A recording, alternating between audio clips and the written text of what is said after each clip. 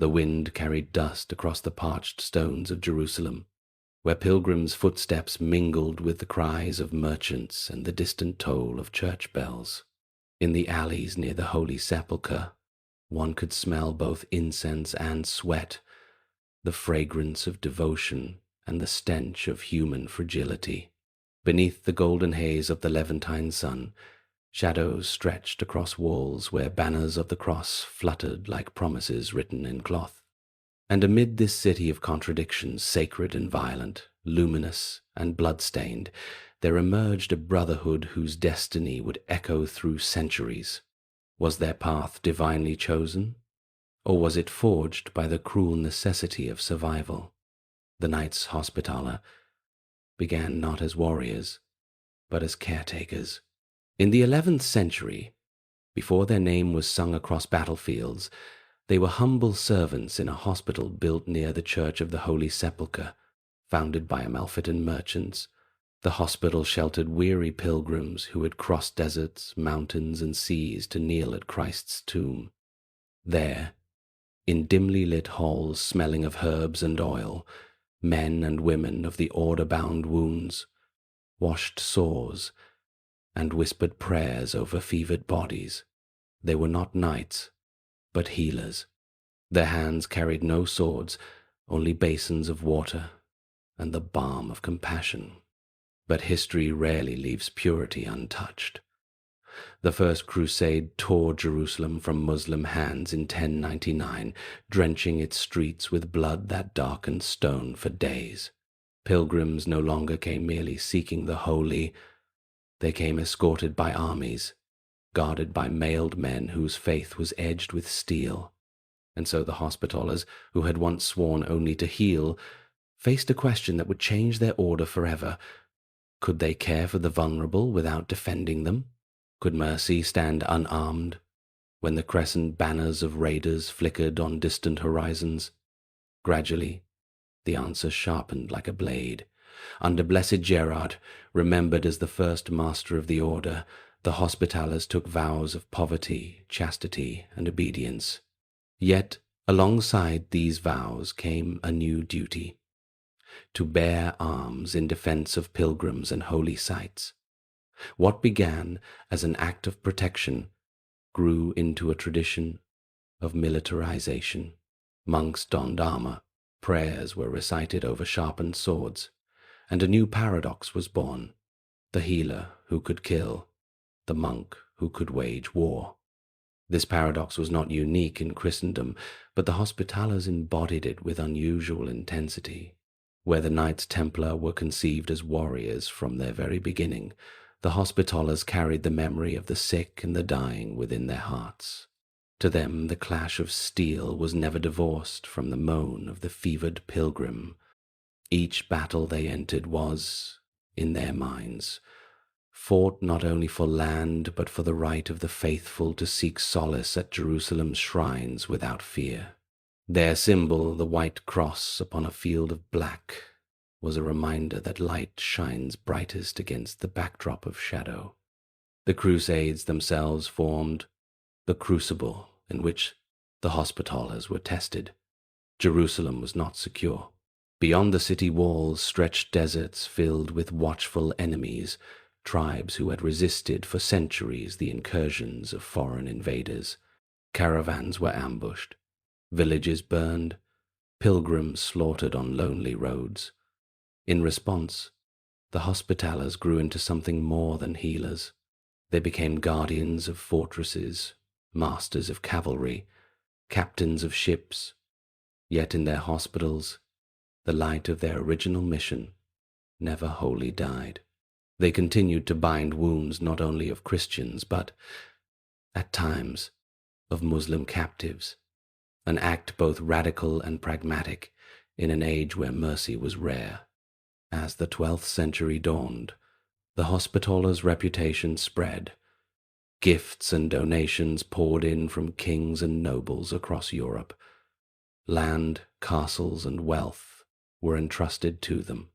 They became an order whose influence stretched from the sunlit fields of Provence to the windswept isles of Britain.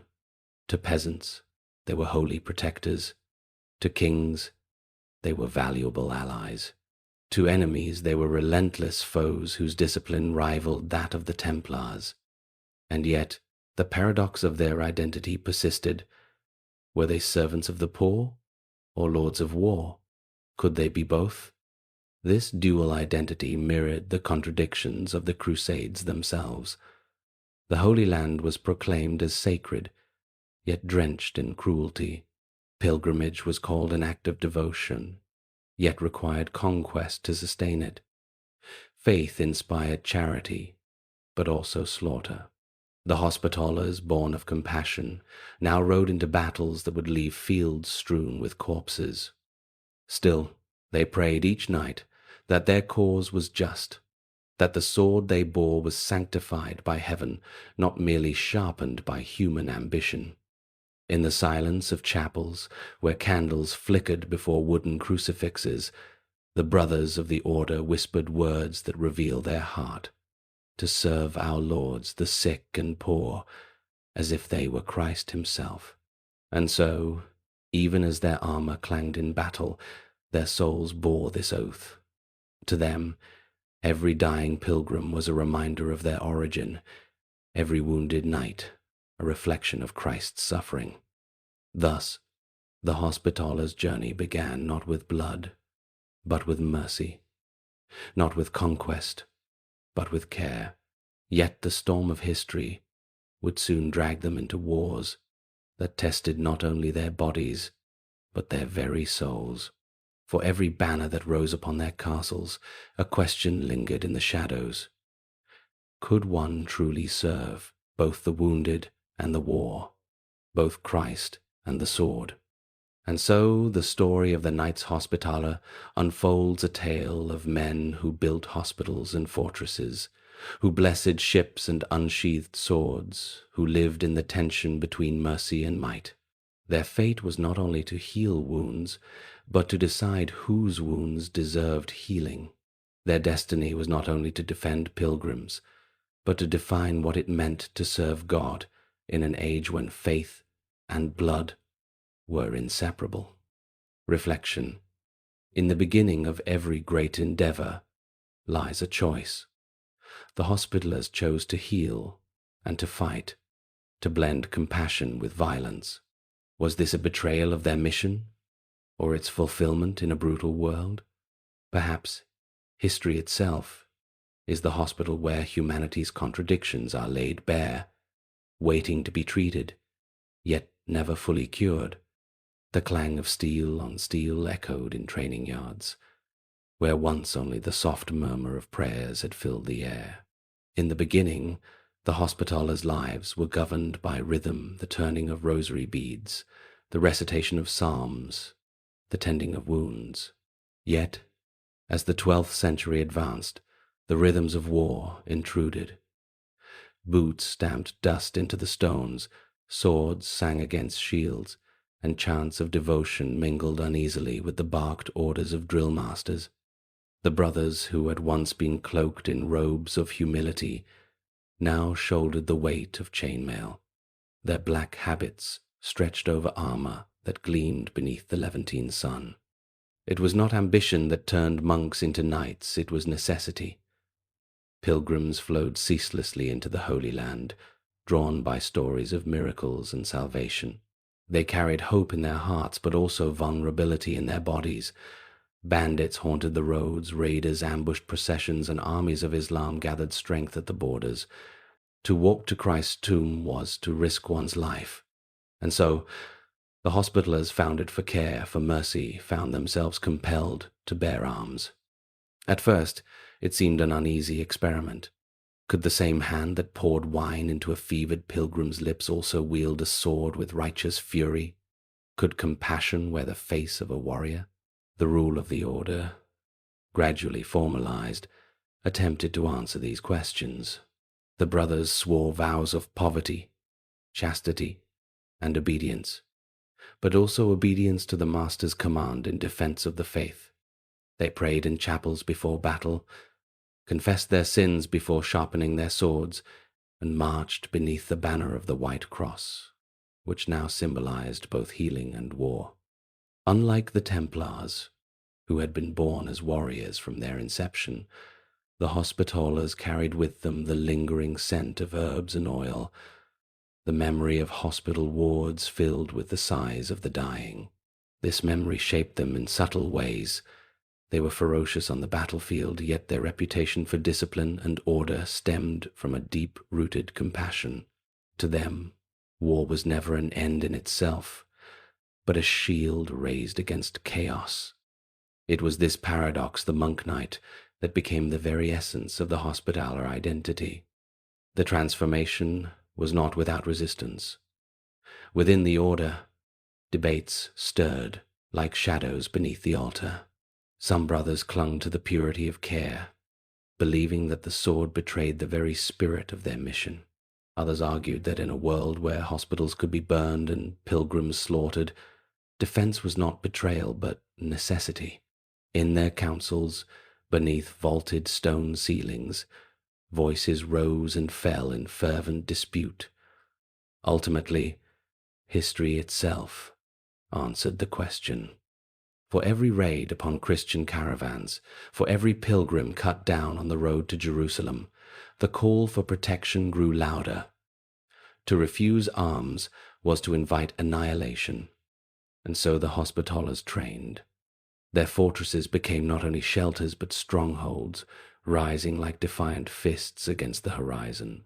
Crac des Chevaliers in Syria, their greatest bastion, became a legend even in its own time, its massive walls, layered defenses, and towers standing as symbols of unyielding faith. Here, knights drilled with lances, squires sharpened swords, and chaplains blessed the banners that would soon be drenched in blood. The paradox deepened further on the battlefield. Hospitallers rode at the head of cavalry charges, their black mantles fluttering like ravens' wings, their white crosses stark against the dust of war. They fought not only with the fury of trained knights, but with the conviction that their struggle was sanctified. Chroniclers tell of their fearlessness, how they held the line when others faltered, how they endured losses without breaking. Yet the same chronicles whisper of their hospitals, where wounded pilgrims and even captured enemies found beds, bread, and water. Compassion did not vanish. It became bound to discipline, fused with the iron of necessity. The secular rulers of Christendom took notice. Kings and princes, watching the Hospitallers rise, granted them estates across Europe, lands in France, Spain, Italy, and beyond. These estates funded the order's hospitals, but also its armies. Wealth flowed in, and with wealth came power. The Hospitallers were no longer merely caretakers in Jerusalem. They were a transnational institution, wielding influence that rivaled bishops and barons. Their black and white banner became known in courts as well as on battlefields. Yet every gift carried with it temptation. The order's growing wealth risked eroding the humility of its origins. Was the Hospitaller still the humble servant of Christ's poor, or had he become a knight prince cloaked in piety? This question haunted their history, and in moments of silence within chapels, even the brothers must have wondered whether the simplicity of their mission had been lost beneath layers of armor and gold. Still, their role could not be denied. Without them, the fragile Latin kingdom of Jerusalem would have struggled even more to survive. Alongside the Templars, the Hospitallers formed the backbone of the Crusader military machine, and yet, unlike the Templars, they carried hospitals wherever they went, erecting wards near battlefields, treating the wounded, and offering a strange kind of mercy in a world of unending cruelty. A pilgrim who journeyed to Jerusalem in these years might have seen the dual nature of the Hospitallers firsthand. On one morning, he might witness a knight of the order kneeling in the dust, feeding broth to a wounded child. On the next, that same knight might be mounted, lance couched, charging into the melee with the cry of Deus lo vult upon his lips, two faces of one order, bound together by the cross. This transformation, this melding of monk and warrior was no passing phase. It defined the Hospitallers forever. Even centuries later, when they held islands instead of cities, when they fought at sea instead of on land, they would still be remembered as both healers and fighters. The paradox became their identity, and in it lay both their strength and their eventual burden. For in every act of violence, however justified, a seed of doubt is sown. Did the Hospitallers defend Christ's poor, or did they sanctify war? Did they protect pilgrims, or prolong bloodshed in the name of faith? These questions, unspoken on the battlefield, lingered in chapels, in whispers, and in the silence between prayers. The Hospitallers had chosen their path. No longer only monks, they were warriors. No longer only healers, they were guardians. And yet, within their hearts, the memory of their beginning remained like a quiet ember, reminding them of a time when the order's strength lay not in walls or weapons, but in hands that healed without condition. Reflection: when mercy dons armor, what is gained and what is lost? Perhaps in every age, necessity reshapes ideals, bending them to the weight of survival. The Hospitaller story reminds us that the most enduring identities are often forged not in purity, but in paradox. The desert wind carried the smell of sweat and iron, mingled with the faint copper tang of blood. It was in this crucible that the Knights Hospitaller faced their true baptism, not in the quiet wards of a hospital, but on battlefields, where the ground itself seemed to drink greedily from the slain. They had taken up arms reluctantly, yet once armed, there was no retreat from the demands of war. Their first battles came not in grand sieges, but in skirmishes along roads and lonely outposts. Pilgrims moved in caravans, chanting psalms beneath the blazing sun, only to find themselves surrounded by raiders who struck swiftly, vanishing like shadows into the dunes. The Hospitallers rode to meet these threats, lances lowered, their banners flapping against the hot winds. For many brothers, these were their first moments of combat, and combat is always a teacher crueler than any master. Chroniclers describe scenes where the knights, still new to the arts of war, held the line with remarkable discipline. They fought not as reckless crusaders, but as men who knew they bore a sacred burden. "We do not fight for glory," wrote one early Hospitaller, "but for the life of the pilgrim and the honor of the cross." Yet glory clung to them all the same, whispered in campfires, sung by survivors, feared by enemies. Their black cloaks with white crosses became symbols of protection and of vengeance. At Montgisard and countless unnamed skirmishes, Hospitallers earned reputations as immovable guardians. Even when outnumbered, they refused to break. More than once, the sight of Hospitallers holding firm inspired wavering Crusader levies to rally. Their courage was born not of recklessness, but of discipline honed through vows. They marched into combat with prayers on their lips, believing that death in such service was not an end, but a doorway to eternal reward. And yet, behind the valor lay horror. The aftermath of battle always returned them to their first vocation, healing. When the dust settled, fields lay littered with groaning men, Christian and Muslim alike, torn by arrows, crushed by hooves, pierced by blades. The Hospitallers' hospitals opened their doors, not only to allies, but at times to enemies, whose wounds were bound by the same hands that had moments before wielded swords against them. This contradiction stunned outsiders, but to the Hospitallers it was the fulfillment of their oath, to see in every wounded man the suffering of Christ. Still, their compassion had limits. Not all captives were treated with mercy, and not all wounds were healed. War hardened them, as it hardens all who live too long beneath its shadow. Some Hospitallers began to revel in their martial reputation, to take pride in the fear their presence inspired. Others withdrew deeper into prayer, seeking absolution for every life taken. Within the order, silence often concealed turmoil, brothers who wondered if the blood on their hands could ever be washed away by holy water. The Muslim chroniclers, too, took note of the Hospitallers. To them these were not mere knights, but fanatics cloaked in piety, relentless in combat, difficult to sway by negotiation. Stories spread among Saracen ranks of Hospitallers fighting even when wounded, refusing to yield even when surrounded. Such tales elevated their legend, but legends are built upon corpses. The most defining of their early campaigns came during the defense of key fortresses scattered across the Holy Land. At Beth-Gibelin, a castle entrusted to them by King Fulk of Jerusalem, the Hospitallers faced repeated assaults. The brothers held firm, repairing walls by torchlight, tending the wounded even as arrows rained from above. In this defense, their dual identity crystallized.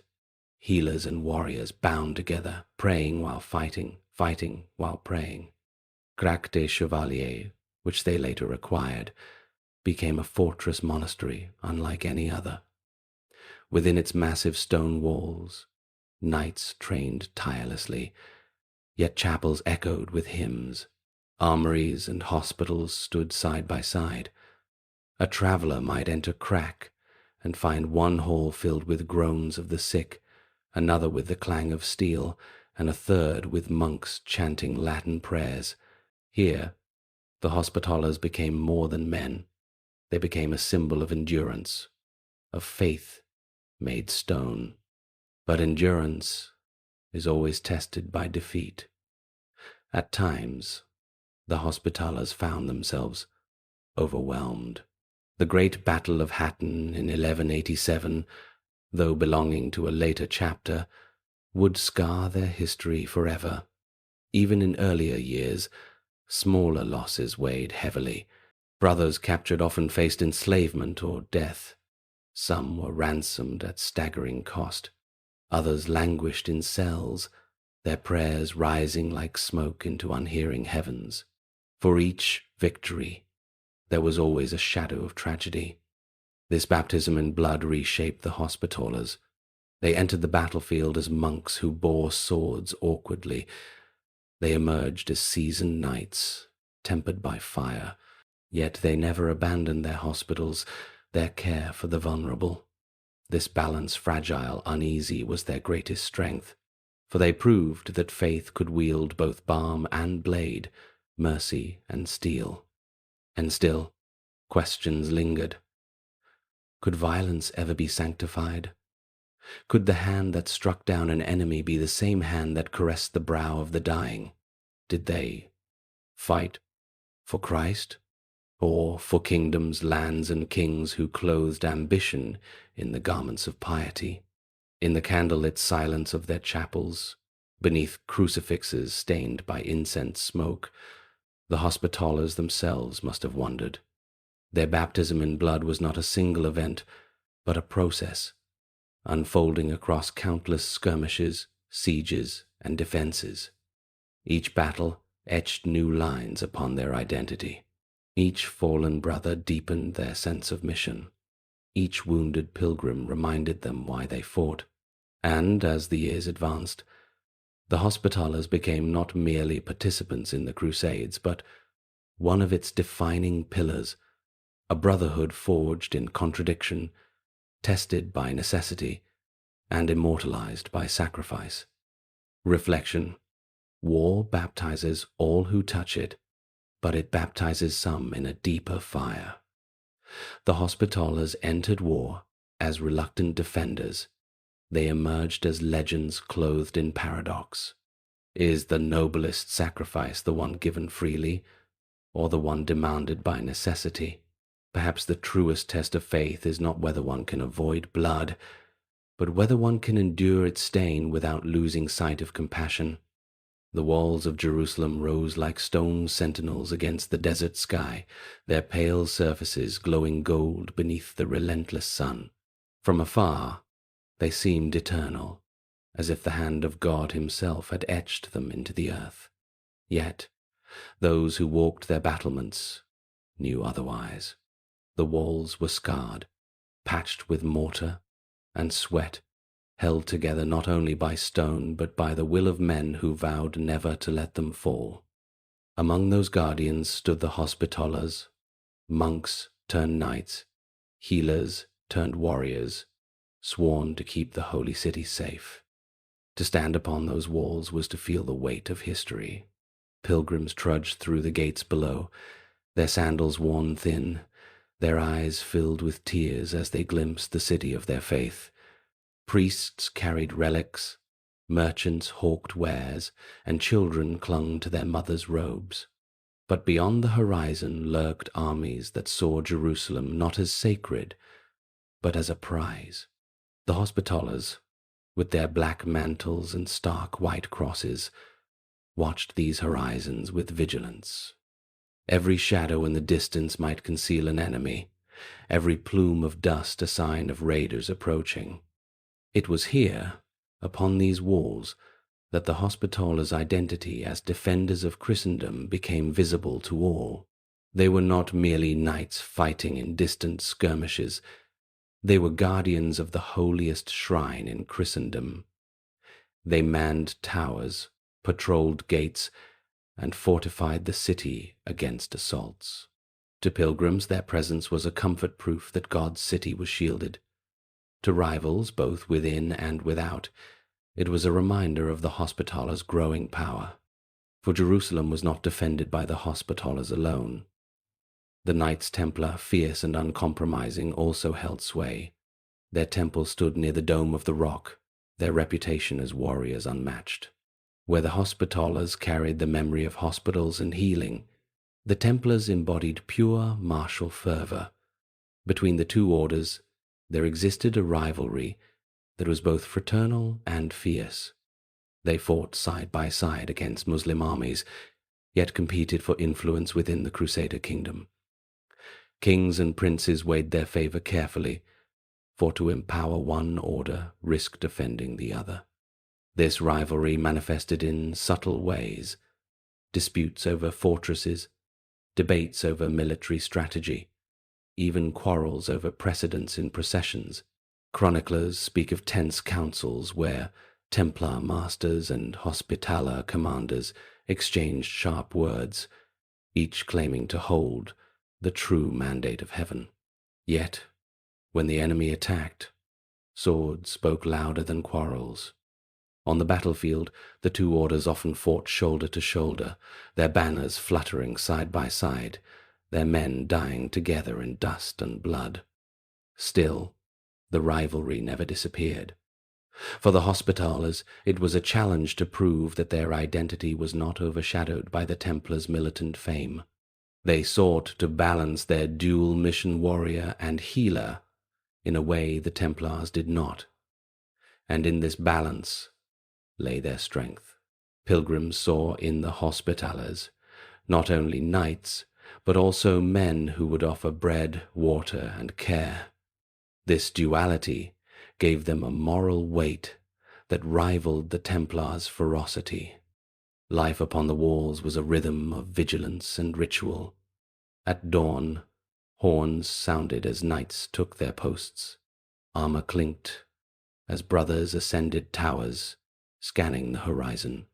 In the midday heat, hospitals within the city bustled with patients, pilgrims faint from exhaustion, soldiers wounded in skirmishes, children sick from fever. At night, chants rose from chapels, echoing against stone as candles flickered in alcoves. Between prayer and patrol, healing and fighting, the Hospitallers lived in constant tension, their lives stretched between mercy and war. The walls themselves seemed to absorb this duality.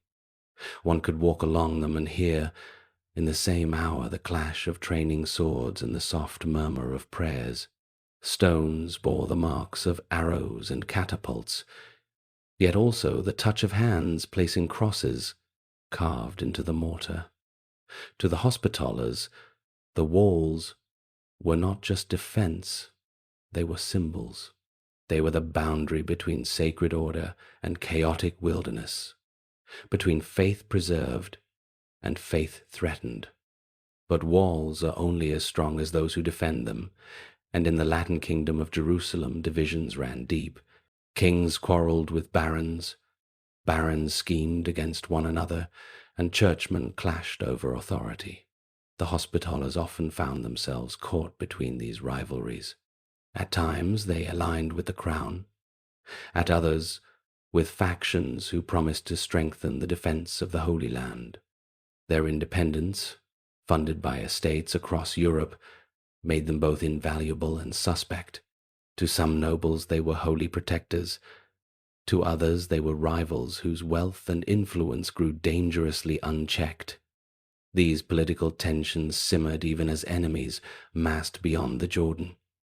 Saladin's forces were gathering strength, uniting previously fractured Muslim states into a formidable host. Though his greatest victories lay still in the future, the threat was clear. For the Hospitallers, standing upon Jerusalem's walls meant more than keeping watch. It meant standing at the threshold of history, where fate and faith collided. The tension between alliance and rivalry with the Templars, between duty to the poor and duty to war, mirrored the very contradictions of the Crusader states. Jerusalem was holy, yet constantly imperiled. The orders were pious, yet ambitious. The faith was proclaimed universal, yet fractured by envy and pride. And through it all, the Hospitallers endured, standing at the gates as if their resolve alone could preserve the fragile kingdom. From those walls they could see the sunrise over the Mount of Olives, the light spilling across valleys where battles had been fought and would be fought again. Each dawn was a reminder of both hope and fragility. How long could stone walls withstand the tide of history? How long could men balance faith with power, compassion with violence? Reflection. Walls protect, but they also divide. They keep out the enemy, but they also remind us of fear. The Hospitallers upon Jerusalem's walls embodied the paradox of stone and soul, strong yet fragile, protective yet confining. Perhaps every wall we build, whether of stone, creed, or memory, asks the same question. Are we guarding what is sacred, or hiding from what we fear? The city of Ascalon rose against the horizon like a jagged crown of stone, its towers bristling above the waves of the Mediterranean. Known as the Bride of Syria, it was both a jewel and a dagger, its beauty undeniable, its threat constant. For decades it had been the forward stronghold of Muslim power, a thorn in the side of the Crusader kingdom. From its harbor, swift ships harried the coast. From its gates, armies surged forth to raid Christian lands. To capture Ascalon was to silence a menace. To lose it was to invite ruin. For the Knights Hospitaller, the siege of Ascalon was not merely a campaign of conquest, but a test of their dual identity. As the Crusader host encircled the city in the mid-12th century, the Hospitallers stood among them, part healers, part warriors, their black mantles fluttering like shadows amid the banners of kings and nobles. The air smelled of smoke and sweat, the cries of soldiers and the crash of waves merging into a single relentless chorus. Siege warfare was a slow agony. Towers of timber creaked forward, dragged by oxen and men, their wheels groaning under the strain. Stones launched from catapults screamed through the air, shattering against battlements in thunderous bursts. Archers loosed volleys until the sky darkened with arrows. And all the while, the Hospitallers moved between two worlds, on the ramparts, where their swords clashed against defenders, and in makeshift hospitals, where they bound wounds beneath tattered tents. Chroniclers tell of their courage in the thick of the fighting. Hospitaller knights led assaults on the walls, climbing ladders under a hail of stones and boiling oil. Their discipline made them invaluable in the chaos of siege lines, where lesser levies often broke under fire. Yet at night, those same brothers walked among the wounded, whispering prayers over dying men whose eyes stared blankly at the stars. They washed blood from their hands, only to find it return again by dawn. Inside Ascalon, the defenders resisted with equal fervor. Muslim chroniclers praised the city's resilience, its warriors hurling flaming missiles from towers, its citizens rallying to repair breaches under cover of night. The siege became not merely a contest of arms, but of wills. Days stretched into weeks, weeks into months. Hunger gnawed at both sides, and disease crept through the camps. Rats scurried freely among the living and the dead. The smell of decay mingled with the salt wind, a reminder that time was as much an enemy as the swords of men. For the Hospitallers, this prolonged struggle was a crucible. Their hospitals overflowed with the broken bodies of comrades and enemies alike. The brothers moved tirelessly, binding wounds, feeding the starving, offering last rites to the dying. Some whispered that they seemed tireless, sustained by faith. Others saw in their calm a harder truth, that they had learned to live in the shadow of death, to accept its presence as one accepts the rising of the sun. At last, after repeated assaults and relentless pressure, Ascalon fell. The banners of the cross were raised above its towers, and the gates swung open to Crusader armies. Yet the victory, though celebrated, was stained with suffering. The city's streets were choked with corpses, its people driven to despair. Smoke rose from burned quarters, and cries of lamentation echoed through alleys once filled with merchants' calls. The Hospitallers, as was their way, moved among the ruins, some carrying swords to enforce order, others carrying water to soothe the conquered. The conquest of Ascalon reshaped the balance of power in the Holy Land. With its fall, the southern frontier of the Crusader kingdom was secured for a time. Trade routes opened, pilgrim roads grew safer, and the Latin hold upon the coast tightened. The Hospitallers emerged from the siege with their reputation enhanced. They were no longer mere guardians of hospitals, but proven warriors whose presence was indispensable in the wars of Christendom. Kings and princes showered them with new grants of land, seeing in them not only piety but martial strength.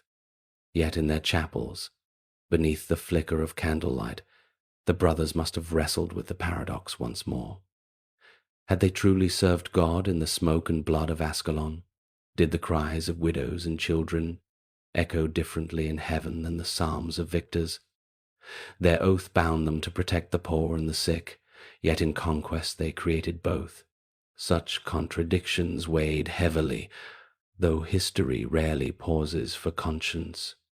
The siege of Ascalon was more than a military triumph. It was a mirror.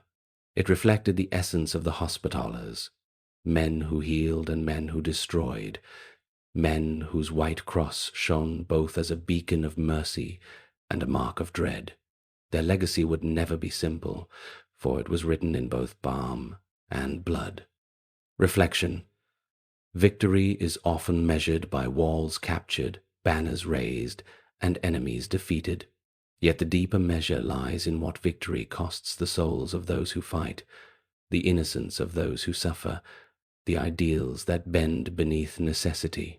The Hospitallers at Ascalon remind us that triumph and tragedy are twin-born, and that every fortress taken leaves unseen scars upon those who took it. The fall of Ascalon marked not only the strengthening of the Crusader kingdom, but also the ascent of the Knights Hospitaller into a new era. What had begun as a brotherhood of healers, humble in purpose and limited in scope, was now an order of international power. Their hospitals still stood, their chapels still rang with hymns, but their fortresses rose higher, their coffers grew fuller, and their reach stretched across the known world. Wealth flowed into their hands like rivers feeding the sea. Kings, nobles, and commoners alike donated lands, estates, and coin to the Hospitallers. Some gave from genuine piety, believing their souls would be lightened in purgatory by such offerings. Others gave from strategy, forging alliances with a military order whose influence was rapidly becoming indispensable. From France and Spain, from England and the Italian states, from the German principalities and beyond, grants of property multiplied. By the mid-12th century, the Hospitallers possessed lands in every corner of Christendom, their estates feeding both their hospitals and their armies. These estates were more than symbols of prestige. They were the lifeblood of the order's operations. A peasant tilling fields in Burgundy might never see Jerusalem, yet his labor supplied grain for Hospitaller garrisons in the Levant. A mill in Provence ground flour that baked into bread for pilgrims in Acre. Sheep grazing in Spain clothed knights who patrolled the deserts of Outremer. The order's reach was invisible, yet tangible, stretching across continents like a vast unseen web. With wealth came castles. Fortresses rose on crags and coastlines, bastions of stone that seemed to defy the elements. None was greater than Crac de Chevalier, the mountain citadel gifted to the order in the early 12th century. Its concentric walls, towers, and halls became a marvel of medieval engineering, a fortress monastery where monks prayed as soldiers drilled. To enter Crac was to step into a world where faith and war were fused into stone. Its chapels smelled of incense, its armories of oiled steel, its kitchens of bread and salted meat. Chroniclers would later call it the most beautiful castle in the world. But for the Hospitallers, it was something more. It was a sanctuary of endurance, a shield of the cross carved into the mountain itself. As their castles rose, so too did their influence in politics. The Hospitallers, though sworn to obedience, were beholden to no king. Their master answered only to the Pope, giving the order a dangerous degree of independence. This autonomy made them invaluable allies, but also stirred suspicion. Kings who once trusted their loyalty began to wonder whether these monk knights might one day rival royal power itself. Their lands spanned kingdoms, their coffers overflowed, their armies rivaled those of monarchs. The white cross on black cloth came to symbolize not just piety but might. Rivalry with the Templars sharpened further in this age of expansion. Where the Hospitallers cultivated their dual role of healer and warrior, the Templars projected pure martial ferocity. Both orders competed for royal patronage, for lands, for influence at court. Their banners stood side by side in battle but clashed in council chambers. The very existence of two such powerful orders within one fragile kingdom was both a strength and a weakness. To allies, it promised protection. To critics, it threatened division. Yet for the common pilgrim, the Hospitallers remained symbols of comfort. Their hospitals in Jerusalem, Acre, and elsewhere continued to function as places of care. Within their walls, the sick were fed and clothed, the dying received the sacraments, the poor found respite. Travelers from Europe returned with stories of knights who prayed before dawn, rode to battle at midday, and tended the sick by candlelight at night. These stories spread across Christendom, amplifying the order's reputation as an embodiment of Christian virtue. But power is a double-edged sword. As the Hospitallers grew wealthier, whispers of corruption began to stir. Some critics accused them of neglecting their vow of poverty, pointing to their grand fortresses and lavish ceremonies. Others suggested that ambition had crept into their ranks, that knights dreamed not of serving the poor but of commanding princes. The truth was complex. The order remained deeply pious, but no human institution, however holy, is immune to the temptations of wealth and influence. In the stillness of their chapels, the Hospitallers themselves must have felt the weight of this paradox. They had been founded to serve the poor of Jerusalem. Now they commanded castles and armies that rivaled kings. Were they still servants, or had they become lords in monks' clothing? The tension between humility and grandeur stretched ever tighter, a strain that would shape their destiny in centuries to come. Even so, their role was undeniable. In every siege, in every campaign, the Hospitallers stood as pillars of the Crusader states. Their fortresses guarded frontiers, their ships patrolled seas, their hospitals tended the sick. To remove them would have been to unmake the fragile scaffolding of the Latin East. The kings of Jerusalem tolerated their independence, because without them the kingdom might have crumbled far sooner. The rise of power brought both glory and peril. For every land granted an obligation followed. For every fortress raised a siege awaited. For every coin gifted, suspicion grew. The Hospitallers walked a knife's edge, adored by pilgrims, courted by kings, envied by rivals, and feared by enemies. Their white cross glowed brightly, but behind it loomed shadows cast by power's inevitable corruption. Reflection: power, once gained, cannot remain pure.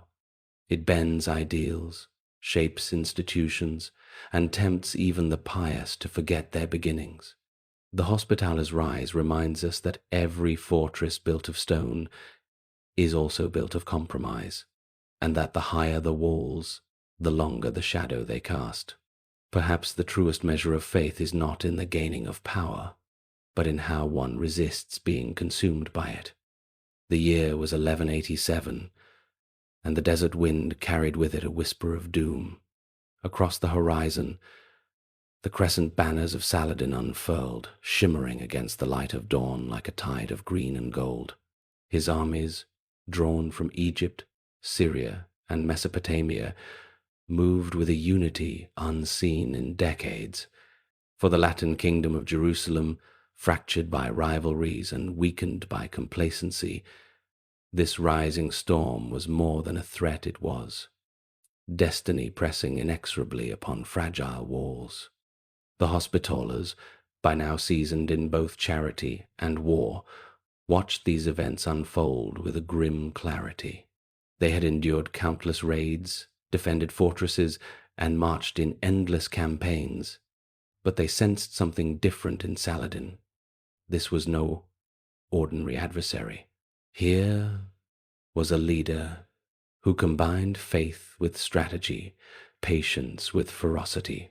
He fought not merely for land, but for an ideal: the restoration of Islam's holy places, the cleansing of foreign dominion from Jerusalem. Against such a cause, steel alone might not suffice. And yet steel was all the Hospitallers could offer. Their fortresses stood ready, their knights prepared, their hospitals stocked with herbs and bandages, but no preparation could soften the blow that was to come. For on the fields near the horns of Hattin, the Hospitallers and all of Christendom in the east would face their crucible. The Crusader host gathered, a patchwork of banners flapping in the dry wind, the red crosses of the Templars, the white crosses of the Hospitallers, the golden lions of kings and princes. Thirst plagued them as they marched across scorched earth, the July sun beating down with merciless intensity. Water was scarce, wells poisoned or captured by Saladin's forces. Each step kicked up dust that clung to throats, filling lungs with bitterness. Chroniclers later wrote that the army seemed doomed before the battle began. The Hospitallers, disciplined as ever, formed the backbone of the Christian lines. They rode at the forefront of charges, shields locked, lances leveled. Their reputation was one of fearless resolve, and on this field they embodied it fully. Yet courage cannot quench thirst, and valor cannot fill empty waterskins. As the Muslim forces encircled them, the Crusader army faltered. Arrows rained like deadly hail, striking knights from their saddles. Drums thundered across the hills, echoing with relentless rhythm. The heat pressed down, suffocating, unyielding. In the chaos, the Hospitallers fought with desperate ferocity. Chroniclers tell of knights charging repeatedly into enemy ranks, cutting paths through the press of men, only to be swallowed again by sheer numbers. Some died with swords still gripped in their hands. Others fell beside the banners of their order, their white crosses darkened with blood. Even as the battle collapsed into rout, they refused to yield easily. They fought until surrounded, until their horses collapsed, until their armor burned hot against their skin. But courage could not alter fate. The Crusader army was annihilated at Hattin. The true cross, carried as a relic into battle, was seized by Saladin's forces, its capture a devastating symbol. Thousands were slain or captured, among them the cream of the Hospitaller and Templar knights. For those who survived, captivity often meant execution, for Saladin's mercy did not extend to all. The image of rows of knights kneeling before the executioner's blade seared itself into Christian memory, a vision of martyrdom that haunted generations. The aftermath was catastrophic. With the Crusader military power shattered, city after city fell. Acre, Nablus, Jaffa fortresses that had stood for decades crumbled before Saladin's advance. And then, inevitably, Jerusalem itself stood vulnerable. When the Holy City surrendered that autumn, it was not by the sword of the Hospitallers, but by negotiation, a bitter contrast to the slaughter that had once marked its conquest by the Crusaders. For the Hospitallers, Hattin was more than defeat. It was an identity crisis. They had sworn to protect pilgrims, to guard the Holy Land, to embody the dual mission of mercy and might. Yet their might had been broken, their mercy powerless against the tide of war. How could they reconcile their vows with such devastation? In their hospitals, now overwhelmed with refugees, they bound wounds and whispered prayers, but their hearts carried the weight of failure. And yet, paradoxically, their reputation did not wither. If anything, their sacrifice at Hattin was remembered as valor in the face of inevitability. Chroniclers spoke of their courage, of their refusal to abandon comrades, of their endurance until the bitter end. Their defeat was framed not as cowardice, but as martyrdom. In a world where honor often mattered more than victory, this memory sustained them. Still, the lesson of Hattin lingered. The Hospitallers began to recognize that survival required more than courage. It required strategy, diplomacy, and adaptation. The days of assuming that fervor alone could hold Jerusalem were gone. The order began to shift its focus toward fortresses, supply lines, and broader networks of power. Their hospitals continued to heal, but their castles became ever more central to their mission. The shadow of Saladin had changed them forever. The crescent and the cross had clashed, and for the moment, the crescent had prevailed. Yet history is a wheel that never ceases turning. Though Jerusalem was lost, the Hospitallers endured. They rebuilt in Acre, reinforced their bastions, and prepared for struggles yet to come. Their paradox persisted. Monks who healed and warriors who killed, now tempered by the knowledge of both triumph and catastrophe. Reflection. Defeat is often a harsher teacher than victory. At Hattin, the Hospitallers learned that faith alone cannot turn the tide of history, that courage cannot shield against inevitability. Yet they also learned that even in ruin, honor can survive. Perhaps the truest strength lies not in never falling, but in rising again from the ashes, carrying the weight of memory like a cross upon the shoulder. The holy city, once wrested from Muslim hands in blood and fire, now stood trembling in the shadow of Saladin's banners. After the disaster at Hattin, Jerusalem's defenders were few, its walls manned by weary soldiers and desperate citizens. The once proud fortresses of the kingdom had fallen one by one, and now the heart of Christendom in the east lay exposed. The Hospitallers, though diminished, remained within the city, their white crosses stark against the gloom of defeat. For them, Jerusalem was not merely stone and mortar. It was memory, oath, and destiny entwined. To lose it was to lose the very purpose of their vows. The streets echoed with anxiety. Pilgrims prayed in trembling voices at the church of the Holy Sepulchre, pressing their foreheads against cold stone as if clinging to salvation itself. Mothers clutched children. Merchants bartered in whispers. Priests carried relics in solemn procession. The air itself seemed heavy, saturated with dread and expectation. Above the city, watchmen scanned the horizon. Where dust clouds foretold the approach of Saladin's host, a tide of men and banners that no walls could truly withstand. When the siege began in September 1187, the sound of drums and horns rolled across the valleys like thunder. Saladin's catapults hurled stones that crashed against the walls, sending tremors through the city. Arrows fell like rain, embedding themselves in wood, flesh, and stone alike. The Hospitallers fought alongside the defenders, their armor scorched by fire, their swords dulled by ceaseless strikes. They moved from towers to gates, rallying faltering men, holding the line with grim determination. But they knew, as did all within the walls, that their struggle was not for victory, it was for time. For every man on the battlements, there were 10 beyond them. Saladin's forces dug trenches, built siege engines, and pressed forward with relentless discipline.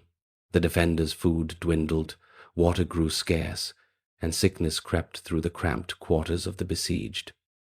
In the Hospitallers' wards, cots overflowed with the wounded. Brothers worked tirelessly, binding wounds with blood-stained bandages, whispering prayers over men who would not live to see another dawn. The smell of herbs mingled with the stench of death, a grim reminder that mercy and mortality walked hand in hand. Despite the suffering, the city did not collapse in chaos. Balian of Ibelin, a noble of the kingdom, took command of the defense, supported by the Templars and Hospitallers. Together, they forged a fragile unity among those who remained.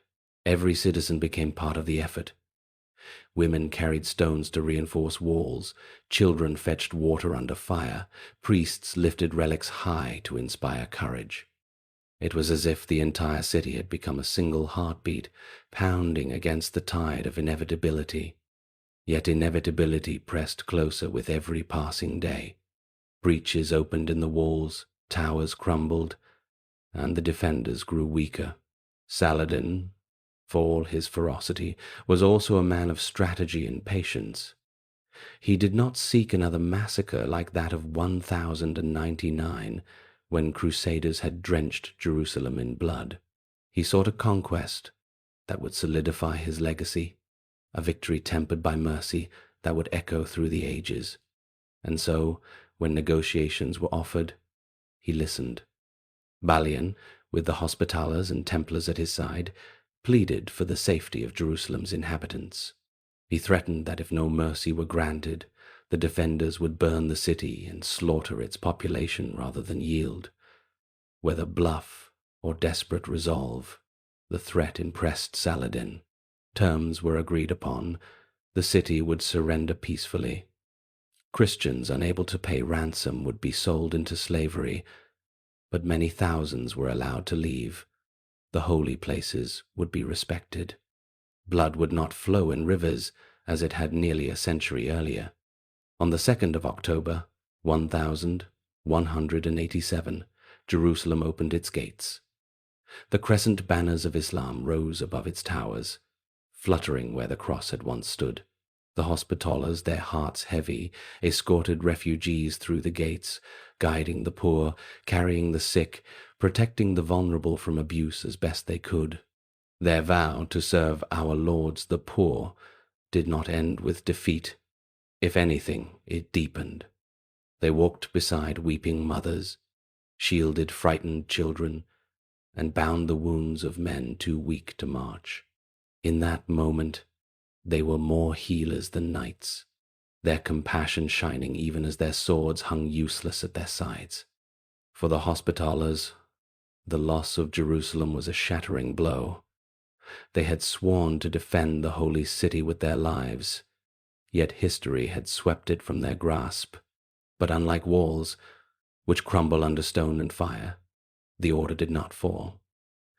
They retreated to Acre, to Tyre, to other strongholds that still resisted.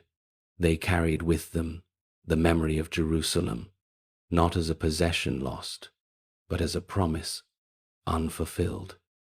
The city lived on in their prayers, their banners, their very identity. The fall of Jerusalem reshaped Christendom's vision of the Crusades. Across Europe, the news struck like lightning. Kings, priests, and commoners alike were shaken by the thought that the sepulchre was once again under Muslim control. Crusading fervor rekindled. Preachers stirred the masses, urging a new holy war. And, once more, the Hospitallers would stand at the forefront, their paradoxical mission renewed: to heal, to fight, to endure. Yet within their chapels the brothers must have asked the unspoken question: what was truly holy? Was it the city of stone, with its gates and towers, its relics and shrines? Or was it the faith that burned within the human heart, unyielding even in exile? For though Jerusalem had fallen, the spirit of their order remained. Perhaps holiness was not confined to a city at all, but lived in the acts of mercy they carried out wherever they went. Reflection: what is holy, the place or the purpose?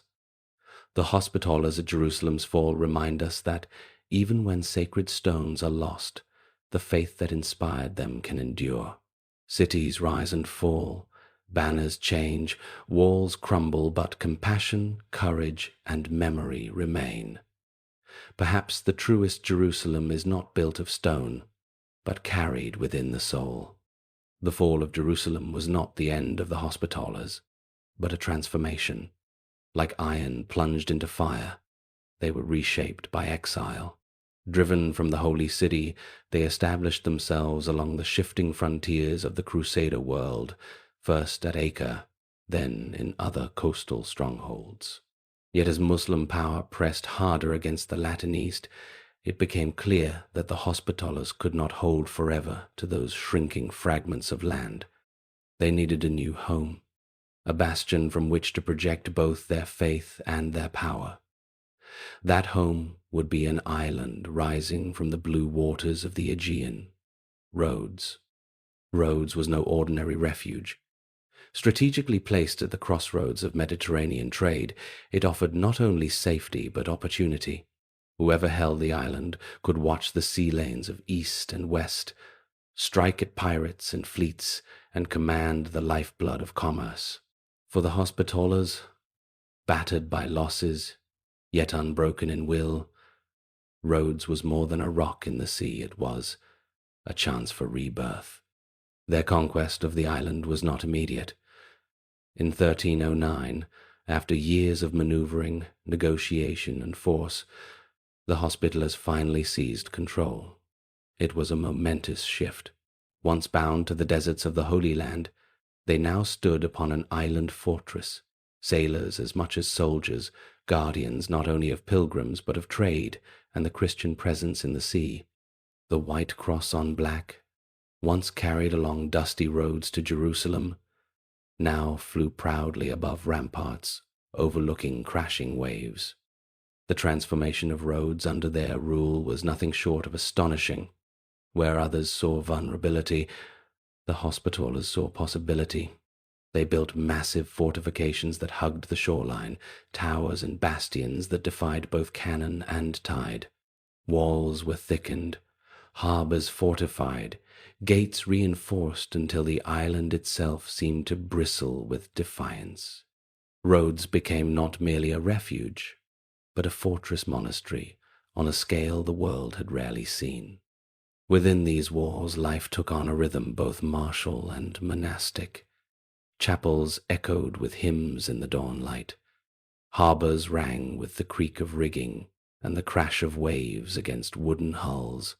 Knights trained ceaselessly in the arts of war, but also tended to hospitals that served locals and travelers alike. The order's paradox endured. There were monks who prayed for peace, and warriors who prepared for war. There were healers who bound wounds, and corsairs who harried enemy fleets.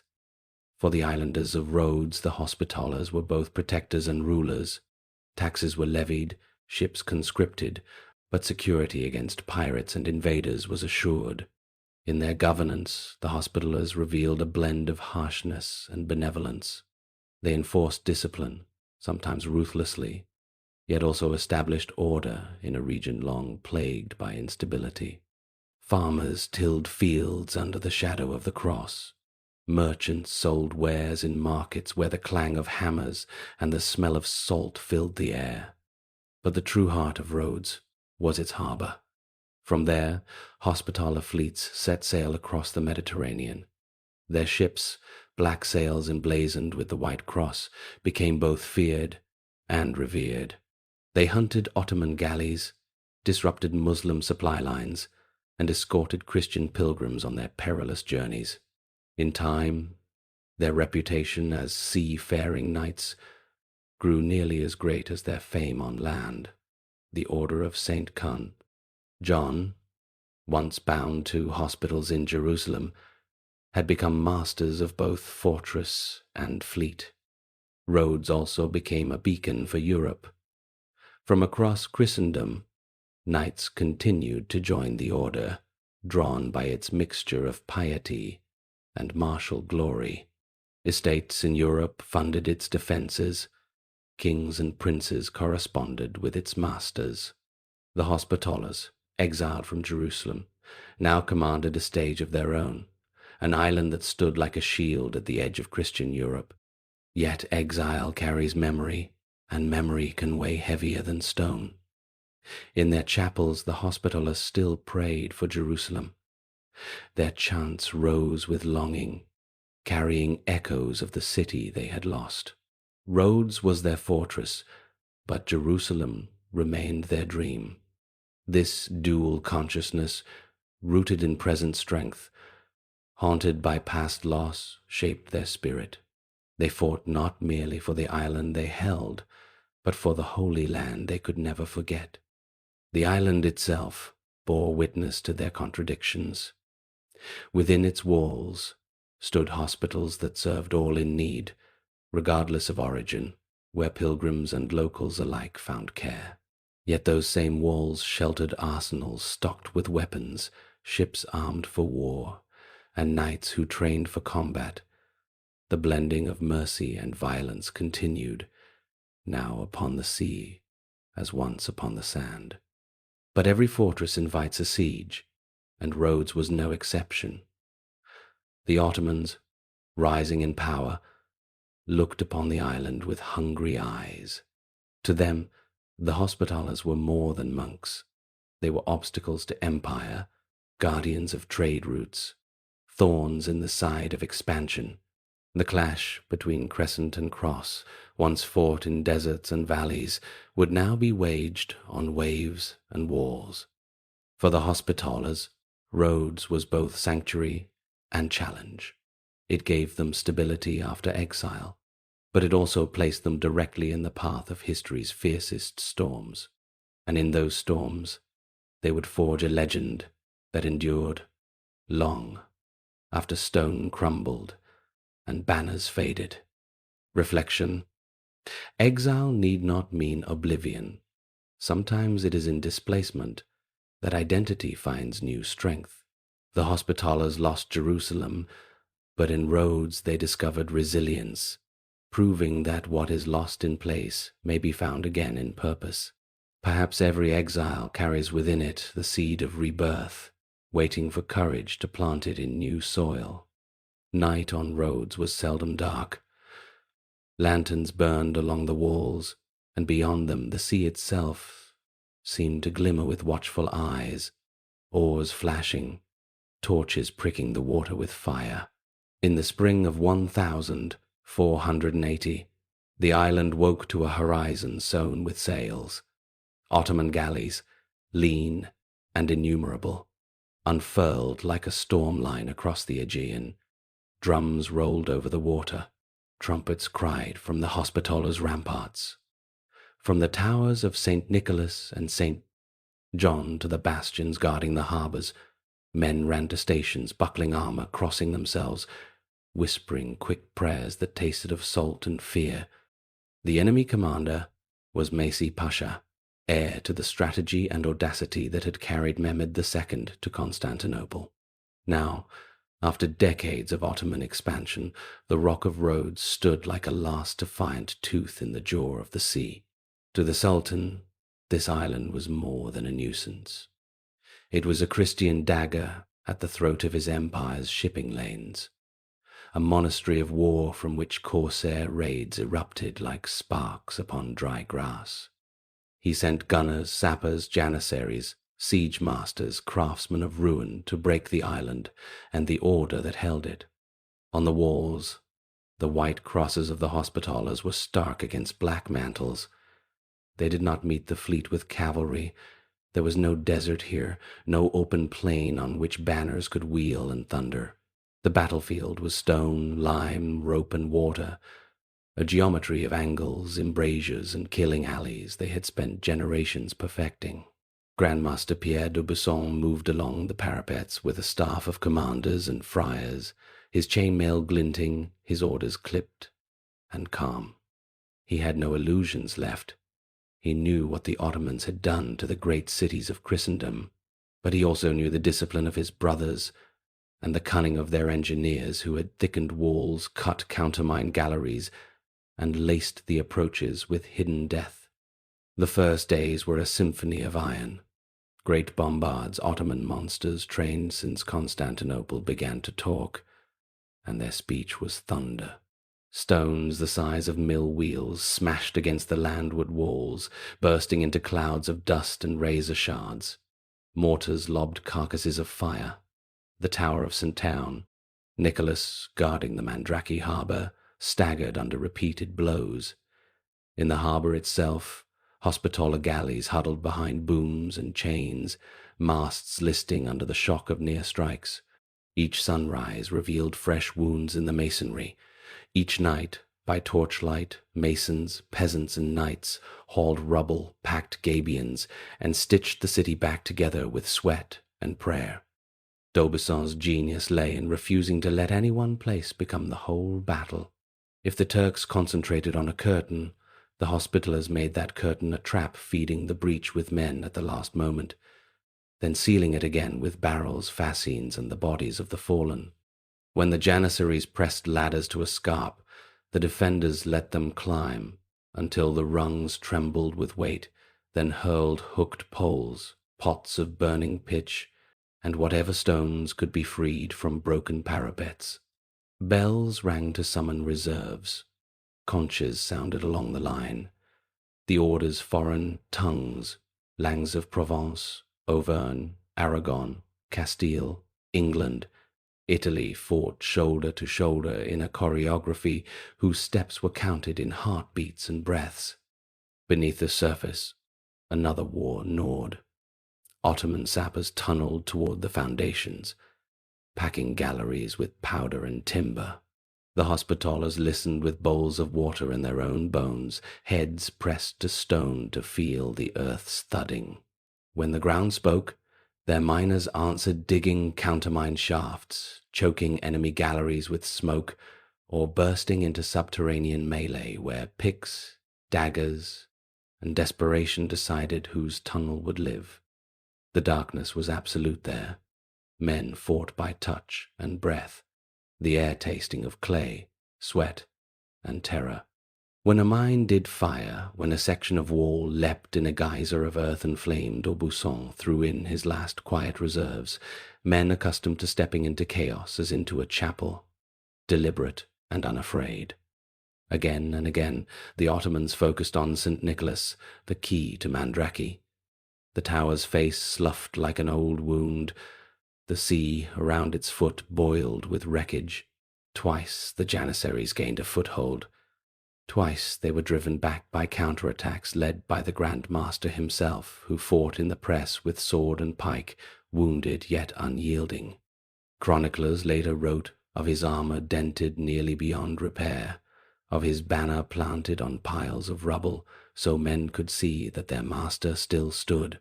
Whether every detail is true scarcely matters. What mattered was the feeling that the man who commanded them also bled with them. In a world where leadership often hid behind curtains, D'Aubusson's presence was a light on the bastion. The siege stretched through weeks that felt like seasons. Heat baked stone by day. Night winds blew ash from braziers across sleeping faces. Food rationing tightened. The hospitals swelled with broken bodies. And yet mercy did not flee. In wards beneath vaulted rooms, brothers washed wounds with wine and water, whispered the psalms, and steadied shaking hands. The paradox of the order persisted. Outside, men killed with trained efficiency. Within, those same men moved with gentleness, learned long before they ever wore spurs. Fire and balm, blood and prayer. In such pairings, the Hospitallers recognized themselves. Ottoman assaults grew frenzied as impatience gnawed their commanders. The Janissaries were brave, but valor fed to stone, and shot becomes attrition. Disease bit the besiegers' camps, the summer sun hollowed men's cheeks, and the sea-faithless alliance rode with Western relief convoys when it could. Mesut Pasha had hoped for a swift decapitation. Instead he found a hydra, every severed head replaced by another in the night. Cannon roared, but walls that fell at dusk rose again by dawn, a ritual of ruin and renewal that mocked the besiegers' arithmetic. At last came the great assault trumpets screaming, kettle drums pounding, smoke thick as cloth over the breach. D'Aubusson committed everything. Household knights, townsmen with axes, crossbowmen, and arquebusiers whose shots cracked like splitting wood. The Turks surged. The breach widened. The moment hung like a blade on a hair. Then the Hospitaller's last reserve, a wedge of mailed men with two-handed swords, drove into the gap. Pikes splintered. Shields buckled. The wedge held. For a span of heartbeats that seemed to span an age, the storm hit the wall and broke, and the water of men receded, leaving ladders askew and bodies tangled like driftwood. Silence after battle is an animal with shallow breath. It crouched over Rhodes as the Ottomans drew back, then began to lift their works. They had come to crush a monastery and found a city of iron. They had hurled stone and fire and flesh against a shape that yielded just enough to live, and they had spent themselves upon it. When their fleet finally unmoored, dragging anchors from the harbour floor, islanders watched, with faces crusted in salt and soot. The Hospitallers did not cheer. They stood on the walls, exhausted, listening to the sea say what men could not, that for this season, at least, the tide had turned. Victory did not intoxicate them. Graves multiplied outside the gates. Inside the infirmaries, the tally of saved and lost was written not in ledgers, but in memory. D'Aubusson limped through the wards, blessing men whose names he sometimes knew. The chapels filled with candles for the dead slender flames that trembled in draughts from the broken windows and smelled faintly of honey. The island had survived, but the order understood what survival cost. sweat laid in mortar, years shaved from lives, and a deepening of the paradox at their core. Their legend had been hammered larger upon an anvil of stone and bone. Across Christendom, the defense of 1,480 rang like a bell. The Hospitaler's name, long honored, became a talisman again in courts and villages. Estates renewed their gifts. Princes wrote letters heavy with praise and intrigue. Yet with renown came the old burden, expectation. If Rhodes stood, it must stand forever. If the order had withstood the Sultan's first storm, it must weather the second and the third. History loves to make vows on behalf of those who bled to earn them. Within the order, plans blossomed repairs to bastions, deeper ditches, thicker casemates, new ships laid down in the yards, fresh treaties sought with the fractious powers of the West. Between East and West, the Hospitallers learned to walk a razor, courteous to merchants from Smyrna, implacable toward corsairs from the same coast, pious in Rome, pragmatic in Venice, monks at dawn, captains by noon. They understood now, more than ever, that their future would be written in stone and timber, in silver accounts and shipwrights' bills as much as in prayer books. For the Ottomans, the failure at Rhodes was not an end but a lesson. Mehmet would die, another sultan would rise, and with him new designs for the island that had defied canon and creed. The Hospitallers could read that future in the smoke that still clung to their walls, in the half-healed wounds of the Grand Master, in the maps on their council tables where Rhodes was a small mark set against a continent's appetite. The respite was precious, but it was respite, not deliverance. Still, the dawn after the siege was clean. Fishermen slid boats into quiet water. Children chased each other through alleys where stones still wore scorches like old tattoos. In the armory, men oiled mail and laid aside the broken pieces.